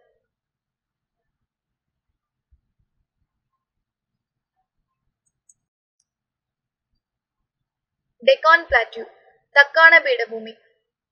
ஸோ சென்ட்ரல் ஹைலாண்ட்ஸை பத்தி பார்த்தாச்சு. சென்ட்ரல் ஹைலாண்ட்ஸ் 4 வகையா பிரிச்சோம். ஃபர்ஸ்ட் வந்து மால்வா பிளாட்யூ, இம்பார்ட்டன்ட் ஒன். அடுத்து பந்தில்ஹன், அடுத்து பாகல்ஹன், நெக்ஸ்ட் ரொம்ப இம்பார்ட்டன்ட் சோட்டா நாக்பூர் பிளாட்யூ, அதை பத்தி பார்த்தாச்சு. அடுத்து நர்மதை ஆற்றுக்கும் தெற்கே சவுத்துல இருக்கக்கூடிய பிளாட்யூ தான் தக்கான பீடபூமி அப்படின்னு அழைக்கக்கூடிய Deccan plateau. It's the largest part of the plateau region. So தீபகற்ப பீடபூமி அப்படின்னு சொல்லக்கூடிய பெனின்சுலார் பிளாட்யூவோட மிகப்பெரிய ஏரியா வந்து இந்த டெக்கான் பிளாட்யூ தான். இதோட ஷேப் எப்படி இருக்கும் அப்படின்னு வந்து பார்த்தோம்னா ட்ரையாங்குலர் ஷேப்ல இருக்கும். ஓகேங்களா. இது ஒரு முக்கோண வடிவம் கொண்ட பகுதியாக இந்த தக்கான பீடபூமி உள்ளது. ஈஸ்டர்ன் காட்ஸ், கன்னியாகுமரி, அதாவது இதோட கிழக்கு பகுதியில எல்லையாக இருக்கக்கூடியது ஈஸ்டர்ன் காட்ஸ் அப்படின்னு சொல்லக்கூடிய கிழக்கு தொடர்ச்சி மலை. தெற்கு பகுதியில வந்து கன்னியாகுமரி எல்லையாக இருக்கும். அதே போல ராஜ்மஹால் ஹில்ஸ் அப்படின்னு சொல்லக்கூடிய ராஜ்மஹால் குன்றுகள் வந்து இதோட வடகிழக்கு பகுதியில எல்லையாக இருக்கும். அதே சமயம் நார்த் அப்படின்னு சொல்லக்கூடிய வடக்கு பகுதியில எது இன்னும் எல்லையாக இருக்கும் அப்படின்னா சத்புரா, விந்தியா சத்புரா ரேஞ்ச் அப்படின்னு நம்ம வந்து ஸ்கூல்ல எல்லாம் படிச்சிருப்போம் இல்லைங்களா. அது போல இந்த Satpura range, Mahadeo hills, Maikal hills and Rajmahal hills. இது எல்லாமே வந்துட்டு நம்மளோட வடக்கு பகுதியில டெக்கான் பிளாட்டியோட வடக்கு எல்லையில் அமைந்திருக்கக்கூடிய இயற்கை கூற்றுகள். ஸோ அதே போல வெஸ்ட்ல வந்து அதாவது மேற்கு பகுதியில வெஸ்டர்ன் காட்ஸ் அப்படின்னு சொல்லக்கூடிய மேற்கு தொடர்ச்சி மலை அரணாக செயல்படுகிறது. இந்த டெக்கான் பிளாட்டியோட மொத்த ஏரியா வந்து பார்த்துட்டோம்னா பரப்பளவு 7 லட்சம் square kilometre, 7 lakh square kilometre அளவுக்கு பரப்பளவு கொண்டதாக தக்கான பீடபூமி இருக்கு. இந்த தக்கான பீடபூமியில் தான் நம்ம தமிழ்நாடும் பார்ட்டாக இருக்கு.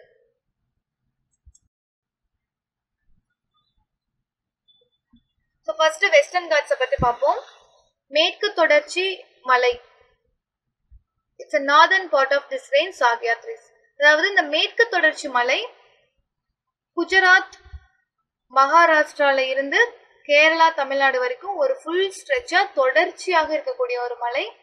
இந்த மலை வந்து நார்த் இந்தியால, அதாவது north India means Gujarat, Maharashtra, அந்த மும்பை ஏரியால எல்லாம் வெஸ்டர்ன் காட்ஸ் என்னன்னு சொல்லுவாங்கன்னா சாகியாத்ரிஸ் அப்படின்னு சொல்லுவாங்க. ஓகேங்களா, சாயத்ரி அப்படின்னு தமிழ்ல கொடுத்திருக்காங்க. ஸோ சாயத்ரி அப்படின்னு அழைக்கப்படக்கூடியதாக மேற்கு தொடர்ச்சி மலை இருக்கு. எங்க அப்படின்னா வட மாநிலங்கள்ல இப்படி வந்து அழைக்கப்படுது. The height of the Sahyadris increase from north to south. So குஜராத்ல இருந்து கம்பேர் பண்றப்போ, குஜராத்ல இருந்து ஒரு மேற்கு தொடர்ச்சி மலை கூட நீங்க பயணம் செய்றீங்க அப்படின்னு பாத்தீங்கன்னா குஜராத்ல ஹைட் கம்மியா இருக்கும். ஆனா சவுத்துக்கு நம்ம கேரளா, தமிழ்நாட்டுக்கு வர வர வர ஹைட் இன்க்ரீஸ் ஆகிக்கிட்டே போகும். ஓகேங்களா, உயரம் அதிகரித்து கொண்டே போகும் வடக்குல இருந்து தெற்கு வரும் பட்சத்தில். Anamudi is a sort of tri-junction of the Anaimalai range, the cardamom hills and the Palani hills. இந்த ஆனைமுடி அப்படின்னு சொல்லக்கூடிய இடத்துல வந்து வெஸ்டர்ன் காட்ஸோட 3 முக்கியமான மலைகள், குன்றுகள் வந்து இணையக்கூடிய இடமாக இந்த ஆனைமுடி இருக்கு. இந்த 3 முக்கியமான மலைகள் மற்றும் குன்றுகள் எது அப்படின்னு பார்த்தோம்னா Anaimalai range, the cardamom hills and the Palani hills. Anaimalai, Yelagiri மலை மற்றும் பழனி மலை ஆகியவை சந்திக்கும் பகுதியில் ஆனைமுடி சிகரம் உள்ளது. இந்த ஆனைமுடி சிகரம் தான் இருக்கிறதுலயே highest peak in Deccan plateau அப்படின்னு சொல்லி பார்த்தோம் இல்லைங்களா. ஸோ தக்கான பீடபூமியின் மிக உயரமான சிகரம் அப்படின்னு அழைக்கப்படக்கூடிய ஆனைமுடி இந்த 3 மலைத்தொடர்களும் இணையக்கூடிய ஒரு இடத்துலதான் வந்து இந்த ஆனைமுடி சிகரம் இருக்கு. அடுத்து Kodaikanal is a beautiful hill resort situated on the Palani hills. So Palani மலையில தான் இந்த கொடைக்கானல் இருக்கு. ஸோ கொடைக்கானல் வந்து ஒரு முக்கியமான ரொம்ப அழகான மலை வாழிடம், நம்ம எல்லாருக்கும் தெரியும்னு நினைக்கிறேன். ஸோ அது வந்து பழனி மலையில தான் இருக்கு. இது ரொம்ப ரொம்ப முக்கியமான பாயிண்ட்.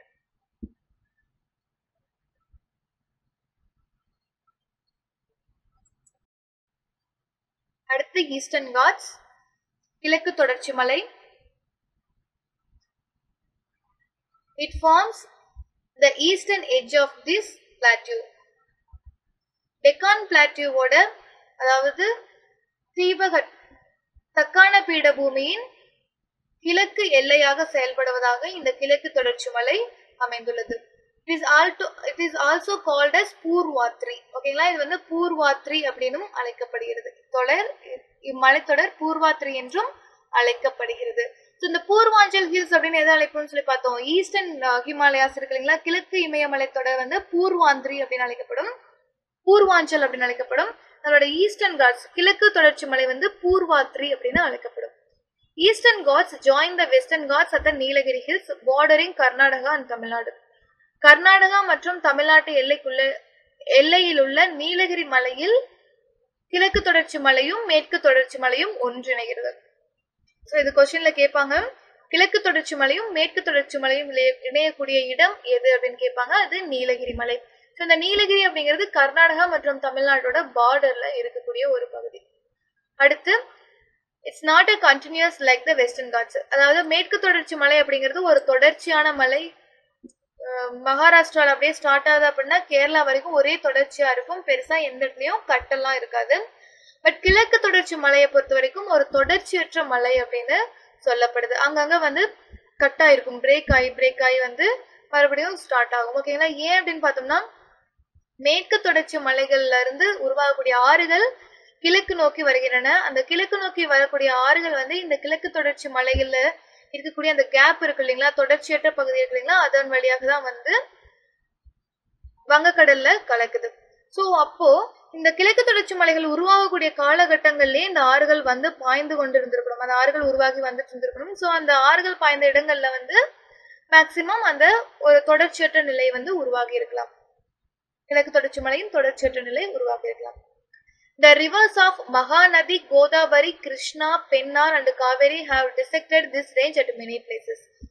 மகாநதி, கோதாவரி, கிருஷ்ணா, பெண்ணாறு மற்றும் காவிரி போன்ற ஆறுகளால் அரிக்கப்பட்டு பிளவுபட்ட குன்றுகளாக காட்சியளிக்கக்கூடியதாக இந்த கிழக்கு தொடர்ச்சி மலை இருக்கு. இந்த ஆறுகள் தான் வந்து இந்த கிழக்கு தொடர்ச்சி மலையை பிளவுபட்ட ஒன்னாக மாத்தி இருக்கு.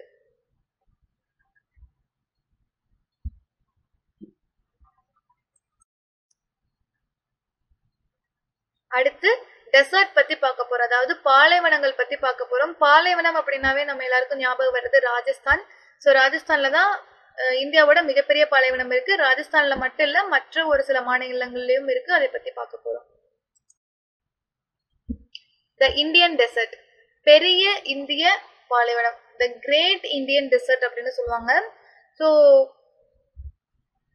It's a large arid region in the north western part. இது ஒரு பெரிய இந்திய பாலைவனம், தார் பாலைவனம் என்றும் அழைக்கப்படுகிறது. கண்டிப்பாங்க தார் டெசர்ட் அப்படின்னு சொல்லுவாங்க. இது இந்திய துணைக்கண்டத்தின் வடமேற்கு பகுதியில் அமைந்துள்ள மிகப்பெரிய வறண்ட நிலப்பகுதியாக உள்ளது. இந்தியாவோட மேற்கு பகுதின்னு சொல்றதை விட வடமேற்கு பகுதி, ரைட்டுங்களா, நார்த் வெஸ்டர்ன் பார்ட்ல தான் இது வந்து எக்ஸாக்டா இருக்கு அப்படின்னு சொல்லப்படுது. இதோட ஏரியா வந்து பார்த்தோம் அப்படின்னா 2 lakh ஸ்கொயர் கிலோமீட்டர், 2 லட்சம் சதுர கிலோமீட்டர் பரப்பளவில் அமைந்ததாக இது இருக்கு, ரைட்டுங்களா. இந்தியாவுக்கும் பாகிஸ்தானுக்கும் ஒரு பார்டர் கிரியேட்டிங் ஃபியூச்சரா இருக்கு, ஓகேங்களா. ஸோ இந்த இந்தியன் டெசர்ட் வந்து natural boundary between India and Pakistan. So உலக அளவில் பார்க்குறப்போ மிகப்பெரிய ஒரு பாலைவனம் அப்படின்னா சஹாரா டெசர்ட் சொல்லுவோம். வறண்ட பாலைவனங்கள்ல மிகப்பெரியது அப்படின்னா சஹாரா பாலைவனம் சொல்லுவோம். ஸோ அது போல நம்ம இந்தியன் டெசர்ட் எத்தனாவது பெரியது அப்படின்னு பார்த்தோம்னா 7வது மிகப்பெரிய பாலைவனம் அப்படின்னு சொல்லப்படுது, ஓகேங்களா. So 7th largest desert and world 9th largest subtropical desert, ஓகேங்களா. இது உலகின் 7வது மிகப்பெரிய பாலைவனமாகவும் உப அயன மண்டல பாலைவனங்களில் உலக அளவில் 9வது பெரிய பாலைவனமாகவும் உள்ளது. The desert lies in the western part of the Aravalli range and covers 2/3 of the Rajasthan state.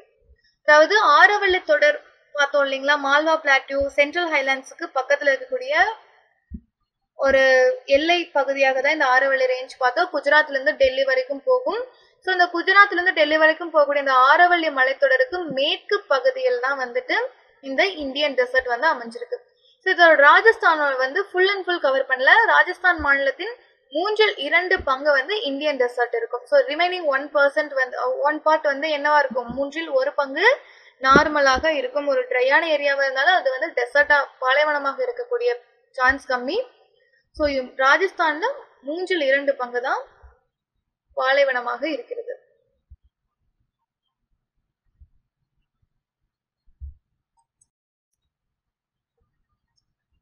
Two major divisions in the Thar Desert: actual desert region, semi desert region. அதாவது இந்த பாலைவன பகுதியை 2 முக்கிய பகுதிகளாக பிரிக்கிறாங்க. அதுல வந்து ஒன்னு மருஸ்தாலி என்றும் அரை பாலைவன பகுதி பாங்கர் என்றும் 2 பகுதிகளாக அழைக்கப்படுகிறது, ரைட்டுங்களா. ஸோ ஆக்சுவல் டெசர்ட்னா ஃபுல்லா டெசர்ட்டா இருக்கும். அந்த இடத்துல வந்து வேற எதுவுமே இருக்காது, ஒன்னும் மணல் மட்டுமே இருக்கும். அதான் வந்து ஆக்சுவல் டெசர்ட்னு சொல்லுவாங்க. அதுக்கு வந்து மருஸ்தாலி அப்படின்னு அழைக்கப்படுது. செமி டெசர்ட் ரீஜன் அப்படின்னா ஒரு அளவுக்கு மேக்ஸிமம் டெசர்ட்டா தான் இருக்கும். பட் மற்ற ஏதாவது ஒன்று வளர்க்கணும் அப்படின்னா அது கூட வளர்க்க சான்ஸ் இருக்கு. லைட்டா தண்ணி கிடைக்கக்கூடிய ஏரியா தான் வந்து செமி டெசர்ட் ரீஜன் அப்படின்னு சொல்லுவோம். அத பாங்கர் அப்படின்னு சொல்றாங்க. அடுத்து different types of sand dunes and salt lakes are present. தன்ஸ் இப்பாலைவன பகுதியில் பல உப்பு ஏரிகளும் மணல் திட்டுகளும் உள்ளன. கண்டிப்பாங்க. ஸோ இந்த மணல் திட்டுக்கள் இருக்கு இல்லைங்களா, அந்த மணல் திட்டுக்கள் வந்து பாலைவன பகுதியில் அடிக்கக்கூடிய காற்றுகளால் உருவாக்கப்படுகிறது. அந்த காற்று வந்து ஒரு பாலைவனத்துல கூடிய மணலை வந்து ஒரு இடத்துல இருந்து ஒரு இடத்துக்கு டிரான்ஸ்பர் பண்ணும். அப்போ அது வந்து ஒரு இடத்துல இருந்து இன்னொரு இடத்துல போய் படிய வைக்கப்படும் போது அது மணல் திட்டுகளாக உருவாக்கப்படுகிறது. அதே சமயம் நம்ம ராஜஸ்தான்ல இன்னொரு முக்கியமான ஃபேமஸ் ஒன்று என்னன்னு பார்த்தோம்னா சால்ட் லேக்ஸ், உப்பு ஏரிகள் வந்து ரொம்ப ஃபேமஸ். அங்கிருந்து உப்பு வந்து எடுப்பாங்க, ரைட்டுங்களா. ஸோ நம்ம எப்படி கடல்ல இருந்து உப்பை வந்து எவாபரேஷன் மூலமா ஆவியாதல் மூலமாக தண்ணியில இருந்து உப்பை தனியா எடுக்கிறாங்களோ அதே போல இங்க இருக்கக்கூடிய உப்பு ஏரிகள் இருந்து உப்பு எடுக்கப்படுகிறது. அந்த உப்பு ஏரிகளுக்கு பேர் வந்து தன்ஸ், தன்ஸ் அப்படின்னு அழைக்கப்படுது.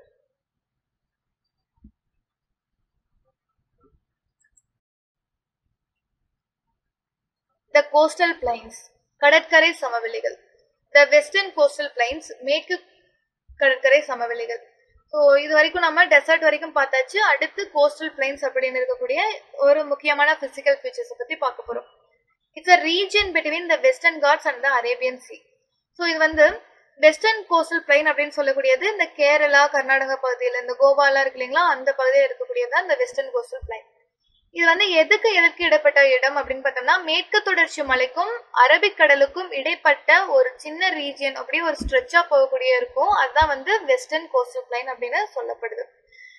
இது எங்க ஸ்டார்ட் ஆகுது அப்படின்னா, western coastal plain Rann of Kutch அப்படின்னு சொல்லக்கூடிய இடம், குஜராத்தில் இருக்கக்கூடிய ரான் ஆஃப் குச்சில இருந்து கன்னியாகுமரி வரைக்கும் இந்த வெஸ்ட் கோஸ்டல் பிளைன் இருக்கு. இதோட அகலம் வந்து பார்த்தோம்னா 10 கிலோமீட்டர்ல இருந்து 80 கிலோமீட்டர் வரைக்கும் அகலம் கொண்டதாக இருக்கு. ஒரு சில இடங்கள்ல 10 கிலோமீட்டர் தான் இந்த வெஸ்ட் கோஸ்ட் பிளைன் வந்து இருக்கும். ஒரு சில இடங்கள்ல 80 கிலோமீட்டர் வரைக்கும் தூரமாக இருக்கும். ஸோ இது வந்து எதுக்கு ஃபேமஸ் அப்படின்னு பார்த்தோம்னா, என்னென்ன நிலத்தோற்றங்கள் கொண்ட இடமாக இருக்கு அப்படின்னு பார்த்தோம்னா, sandy beaches, coastal sand dunes, mud flats, lagoons, estuary, laterite platforms and residual hills.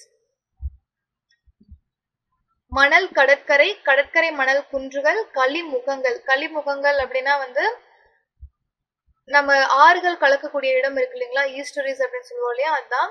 அடுத்து காயல்கள் அப்படின்னா லகூன்ஸ் அப்படின்வாங்க. கடல் தண்ணி ஒரு சில இடங்கள்ல நிலத்தை சுத்தி இருக்கக்கூடிய இடம் தான் லகூன்ஸ் அப்படின்வோம். இல்லைன்னா கடல் தண்ணி ஒரு இடத்துக்குள்ள ஏரி மாதிரி நிற்கும். கடலை ஒட்டின ஒரு இடம் தான், பட் ஆனால் ஏரி மாதிரி இருக்கும். அதான் வந்து காயல்கள் அப்படின்வாங்க. தென் எஞ்சிய குன்றுகள் மற்றும் சரளை மண் மேடுகள், லேட்ரைட் பிளாட்ஃபார்ம்ஸ் எல்லாம் இருக்கு இல்லைங்களா. நம்ம ராம்நாட் போறோம், கொஞ்சம் அந்த தூத்துக்குடி அந்த ஏரியாலாம் போறோம் அப்படின்னா ஒரு சில இடங்கள்ல இது மாதிரி சரளை மண்மேடுகள் பார்க்கலாம். இந்த நிலத்தோற்றங்களை எல்லாம் கொண்டதாக தான் வந்து இந்த வெஸ்ட் கோஸ்ட் பிளைன் இருக்கு. ஸோ கோஸ்டல் பிளைன்ஸ் அப்படின்னா நம்ம வந்து ஒன்லி மணல் அப்படின்னு வந்து யோசிச்சுக்க வேண்டாம். ஸோ அதை தாண்டி கொஞ்சம் உள்ள ஒரு 10 கிலோமீட்டர்ஸ் அப்படின்னா யோசிச்சுக்கோங்க. எவ்வளவு தூரம் இந்த கடலை ஒட்டி ஒரு 1 கிலோமீட்டர் 2 கிலோமீட்டருக்கு வேணா சாண்டா இருக்கும். அதை தாண்டி வந்து இந்த லேட்ரைட் சாயில்ஸ், மட் ஃபிளாட்ஸ் அதெல்லாம் தான் இருக்கும். ஓகேங்களா, இது எல்லாமே சேர்த்தா வெஸ்ட் கோஸ்ட் பிளைன் அப்படின்னு சொல்லப்படுது, கடற்கரை பகுதிகள்.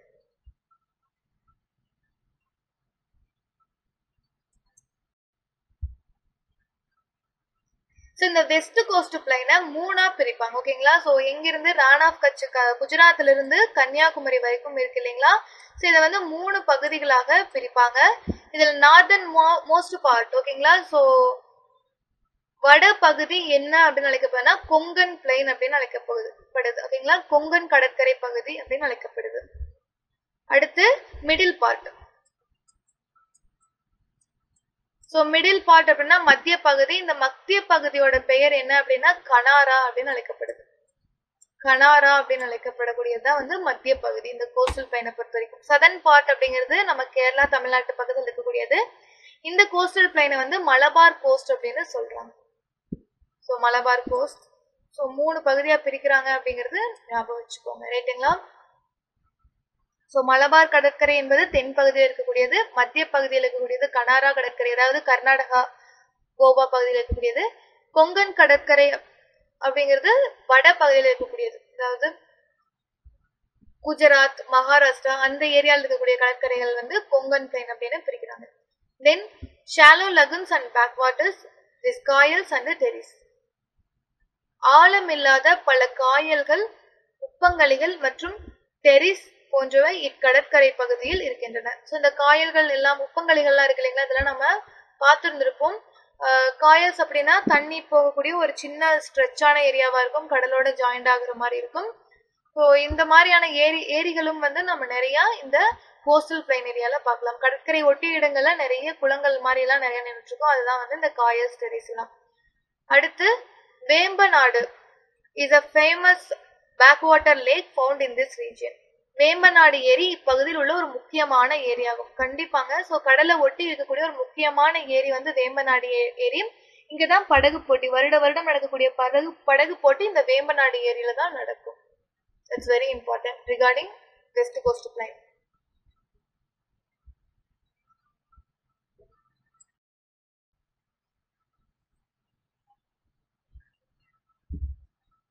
The Eastern Coastal Plain, கிழக்கு கடற்கரை பகுதி.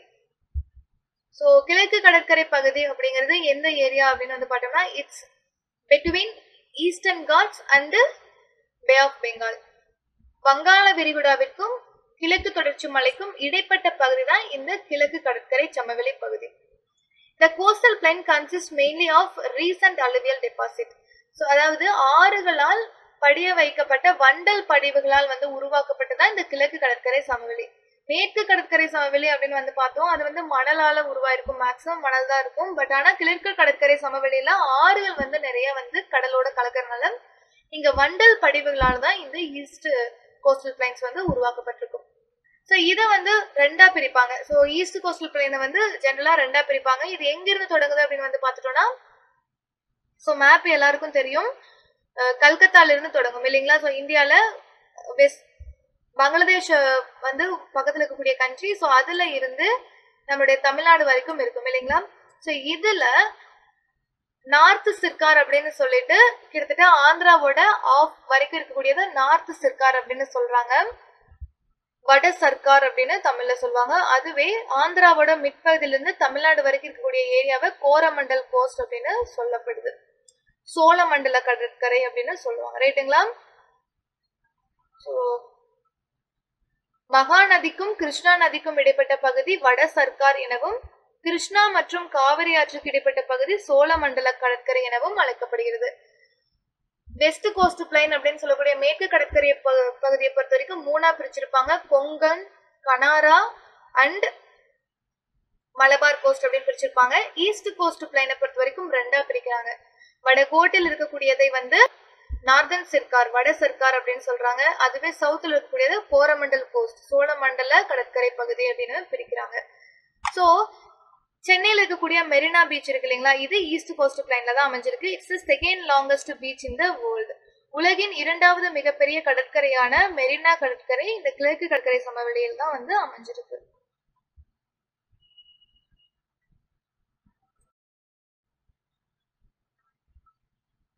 தென் முக்கியமான ஏரிகள், கிழக்கு கடற்கரை சமவெளி பகுதியில் இருக்கக்கூடிய முக்கியமான ஏரிகள் பார்ப்போம். மேற்கு கடற்கரை சமவெளியை பொறுத்த வரைக்கும் வேம்பநாடு ஏரி அப்படின்னு சொல்லி ஒன்று பார்த்தோம். ஸோ அது போல இங்க வந்து 3 முக்கியமான ஏரிகள் இருக்கு. ஃபர்ஸ்ட் வந்து லேக் சில்கா. ஸோ ஒடிசா மாநிலம் இருக்கு இல்லைங்களா, ஒடிசா மாநிலத்துல வந்து லேக் சில்கா அப்படிங்கிற ஒரு ஏரி இருக்கு. இது எங்க இருக்கு அப்படின்னா, it's largest lake in India south west of the Mahanadi delta. அதாவது மகாநதி ஆற்றுக்கும் தென்மேற்கில் வந்து இந்த லேக் சில்கா வந்து அமைஞ்சிருக்கு, ரைட்டுங்களா. மகாநதி டெல்டாவிற்கு தென்மேற்கே அமைந்துள்ள சிலிகா ஏரி இந்தியாவின் மிகப்பெரிய காயல் ஏரி ஆகும் அப்படின்னு சொல்லப்படுது, ரைட்டுங்களா. இது வந்து நன்னீர் ஏரி கிடையாது, இந்த உப்பு வாட்டரால, உப்பு தண்ணியால வந்ததுதான் வந்து இந்த லேக் சில்கா. அடுத்து Kolleru lakh. This Kolleru lake is between the deltas of Godavari and Krishna. Godavari ஆற்றுக்கும் Krishna ஆற்றுக்கும் இடையே வந்து அமைந்ததுதான் வந்து இந்த கொல்லேறு ஏரி அப்படிங்கிற ஒரு ஏரி, ரொம்ப ஃபேமஸ். இது வந்து ஆந்திரால இருக்குது, ரைட்டுங்களா. சில்காங்கிறது ஒடிசால இருக்கு, அதே கொல்லேருங்கிறது ஆந்திரால இருக்கக்கூடிய ஒரு ஏரி. அடுத்து Pulicat lake. It is in the border of Andhra Pradesh and Tamil Nadu. Tamil Nadu மற்றும் ஆந்திர பிரதேச எல்லையில் பழவேற்காடு, தட் இஸ் புலிகாட் ஏரி வந்து அமைந்துள்ளது அப்படின்னு சொல்லி கொடுத்துருக்காங்க.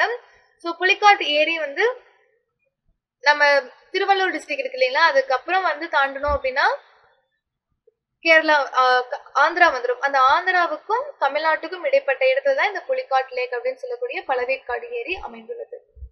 ஸோ இந்த 3 முக்கியமான ஏரிகள் கிழக்கு கடற்கரையை பொறுத்த வரைக்கும். ஸோ ஈஸ்ட் கோஸ்ட் பிளைன்ல இருக்கக்கூடிய முக்கியமான லேக்ஸ் வந்து பார்த்தாச்சு.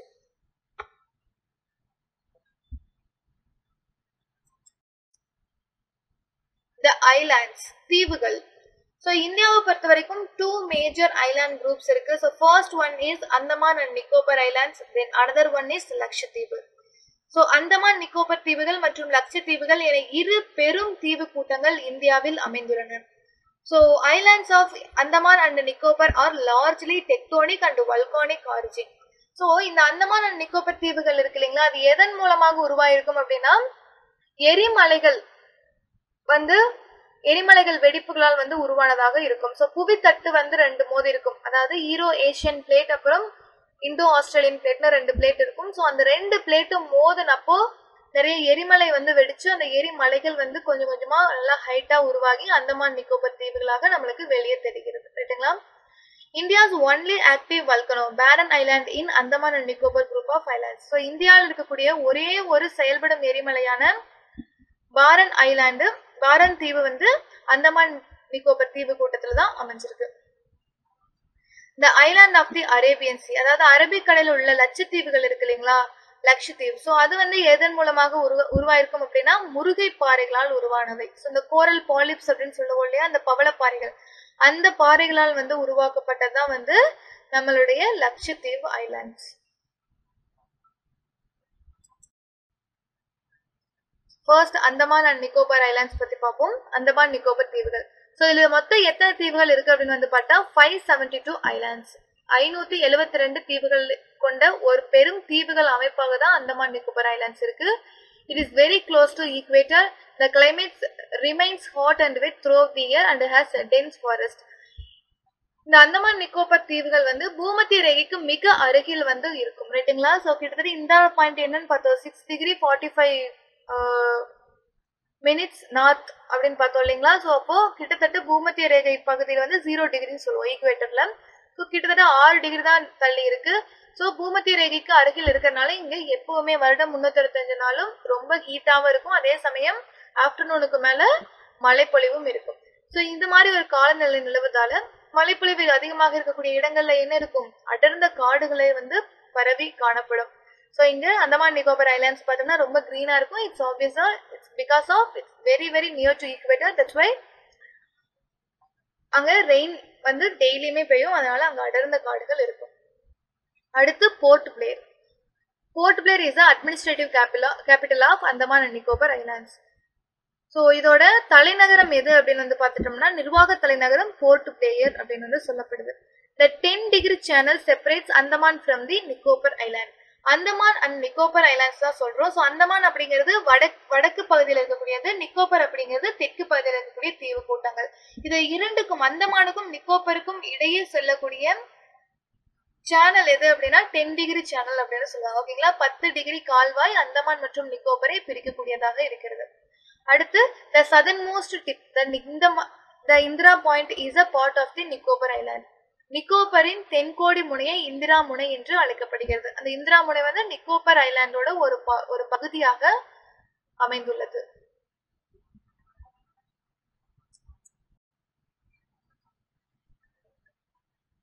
லட்சத்தீவு ஐலாண்ட்ஸ், லட்சத்தீவுகள். ஸோ இந்த லட்சத்தீவு ஐலாண்ட்ஸ் வந்து அதர்வைஸ் கால்ட் அஸ் கோரல் ஐலாண்ட்ஸ். ஓகேங்களா? இந்தியாவில் இருக்கக்கூடிய ஒரு முருகை பாறைகளால் உருவாக்கப்பட்ட தீவு எது அப்படின்னா லட்சத்தீவுகள். ஸோ இதோட அட்மினிஸ்ட்ரேட்டிவ் கேபிட்டல் எது அப்படின்னு பார்த்துட்டோம்னா கவரட்டி. ஸோ கவராத்தி அப்படிங்கிறது தான் வந்து இதோட நிர்வாக தலைநகரம். ஸோ இதோட மொத்த பரப்பளவு வந்து பார்த்துட்டோம்னா 32 சதுர ஸ்கொயர் கிலோமீட்டர், அதாவது 32 சதுர கிலோமீட்டர் பரப்பளவை வந்து கொண்டதாக இந்த லட்சத்தீவு அமைஞ்சிருக்கு. Lakshadweep islands are separated from the Maldive islands by the 8 degree channel. So இந்த லட்சத்தீவு ஐலாண்ட்ஸ் இந்தியாவுக்கு சேர்ந்தது. நம்மளுக்கு பக்கத்துலேயே இன்னொரு அண்டை நாடாக மாலத்தீவு இருக்கும். ஸோ இந்த மாலத்தீவையும் லட்சத்தீவையும் பிரிக்கக்கூடியது வந்து எது அப்படின்னு பார்த்தோம்னா 8 டிகிரி சேனல். 8 டிகிரி கால்வாய் லட்சத்தீவு கூட்டங்களை மாலத்தீவிலிருந்து பிரிக்கிறது. அண்ட் இன்னொரு மோஸ்ட் பியூட்டிஃபுல் திங் என்ன அப்படின்னா the uninhabited pit island of this group has a bird sanctuary. இங்கு மனிதர்கள் வசிக்காத பிட் தீவு பறவைகள் சரணாலயத்துக்கு பெயர் பெற்றது. அதாவது பிட் தீவு அப்படின்னு ஒரு தீவு லட்சத்தீவு கூட்டங்கள்ல இருக்கக்கூடிய ஒரு தீவு. அந்த தீவுல மனிதர்கள் யாரும் வசிக்கிறது இல்ல, பட் அங்க வந்து பறவைகள் சரணாலயம் இருக்கும். ஏன்னா அங்க அவ்வளவு பறவைகள் வந்து வெளியில இருந்து வர்றாங்க, அங்கேயும் வந்து இருக்கு. ஸோ அதனால அங்க பறவைகள் சரணாலயமாக அந்த பிட் ஐலாண்டை அனௌன்ஸ் பண்ணி பார்த்துட்டு இருக்காங்க. Earlier, it had 3 divisions, namely Lakadiv, Minikai and Amnithiv. It was named as Lakshathiv in 1973. லட்சத்தீவு, மினிகாய் மற்றும் அமினித்தீவு கூட்டங்களை 1973ஆம் ஆண்டு முதல் லட்சத்தீவுகள் என அழைக்கப்படுகிறது. ஸோ முதல்ல வந்துட்டு லக்காத்தீவ், அப்புறம் மினிகாய், அமினித்தீவு அப்படின்னு வந்து 3ஆ வந்து பிரிச்சு வச்சிருந்திருக்காங்க. ஸோ இப்போ எல்லாத்தையும் ஒன்னா சேர்த்து 1973ல இருந்து லட்சத்தீவு அப்படின்னு அழைக்கப்படுகிறது. ஒரே அட்மினிஸ்ட்ரேஷன் தான் போய்கிட்டு இருக்கு. இட்ஸ் a யூனியன் டெரிட்டரி இல்லைங்களா? அந்தமான் நிக்கோபர் தீவுகளும் சரி லட்சத்தீவும் சரி யூனியன் பிரதேசமாக மத்திய அரசின் ஆட்சி பொறுப்பின் கீழ் இருக்குது.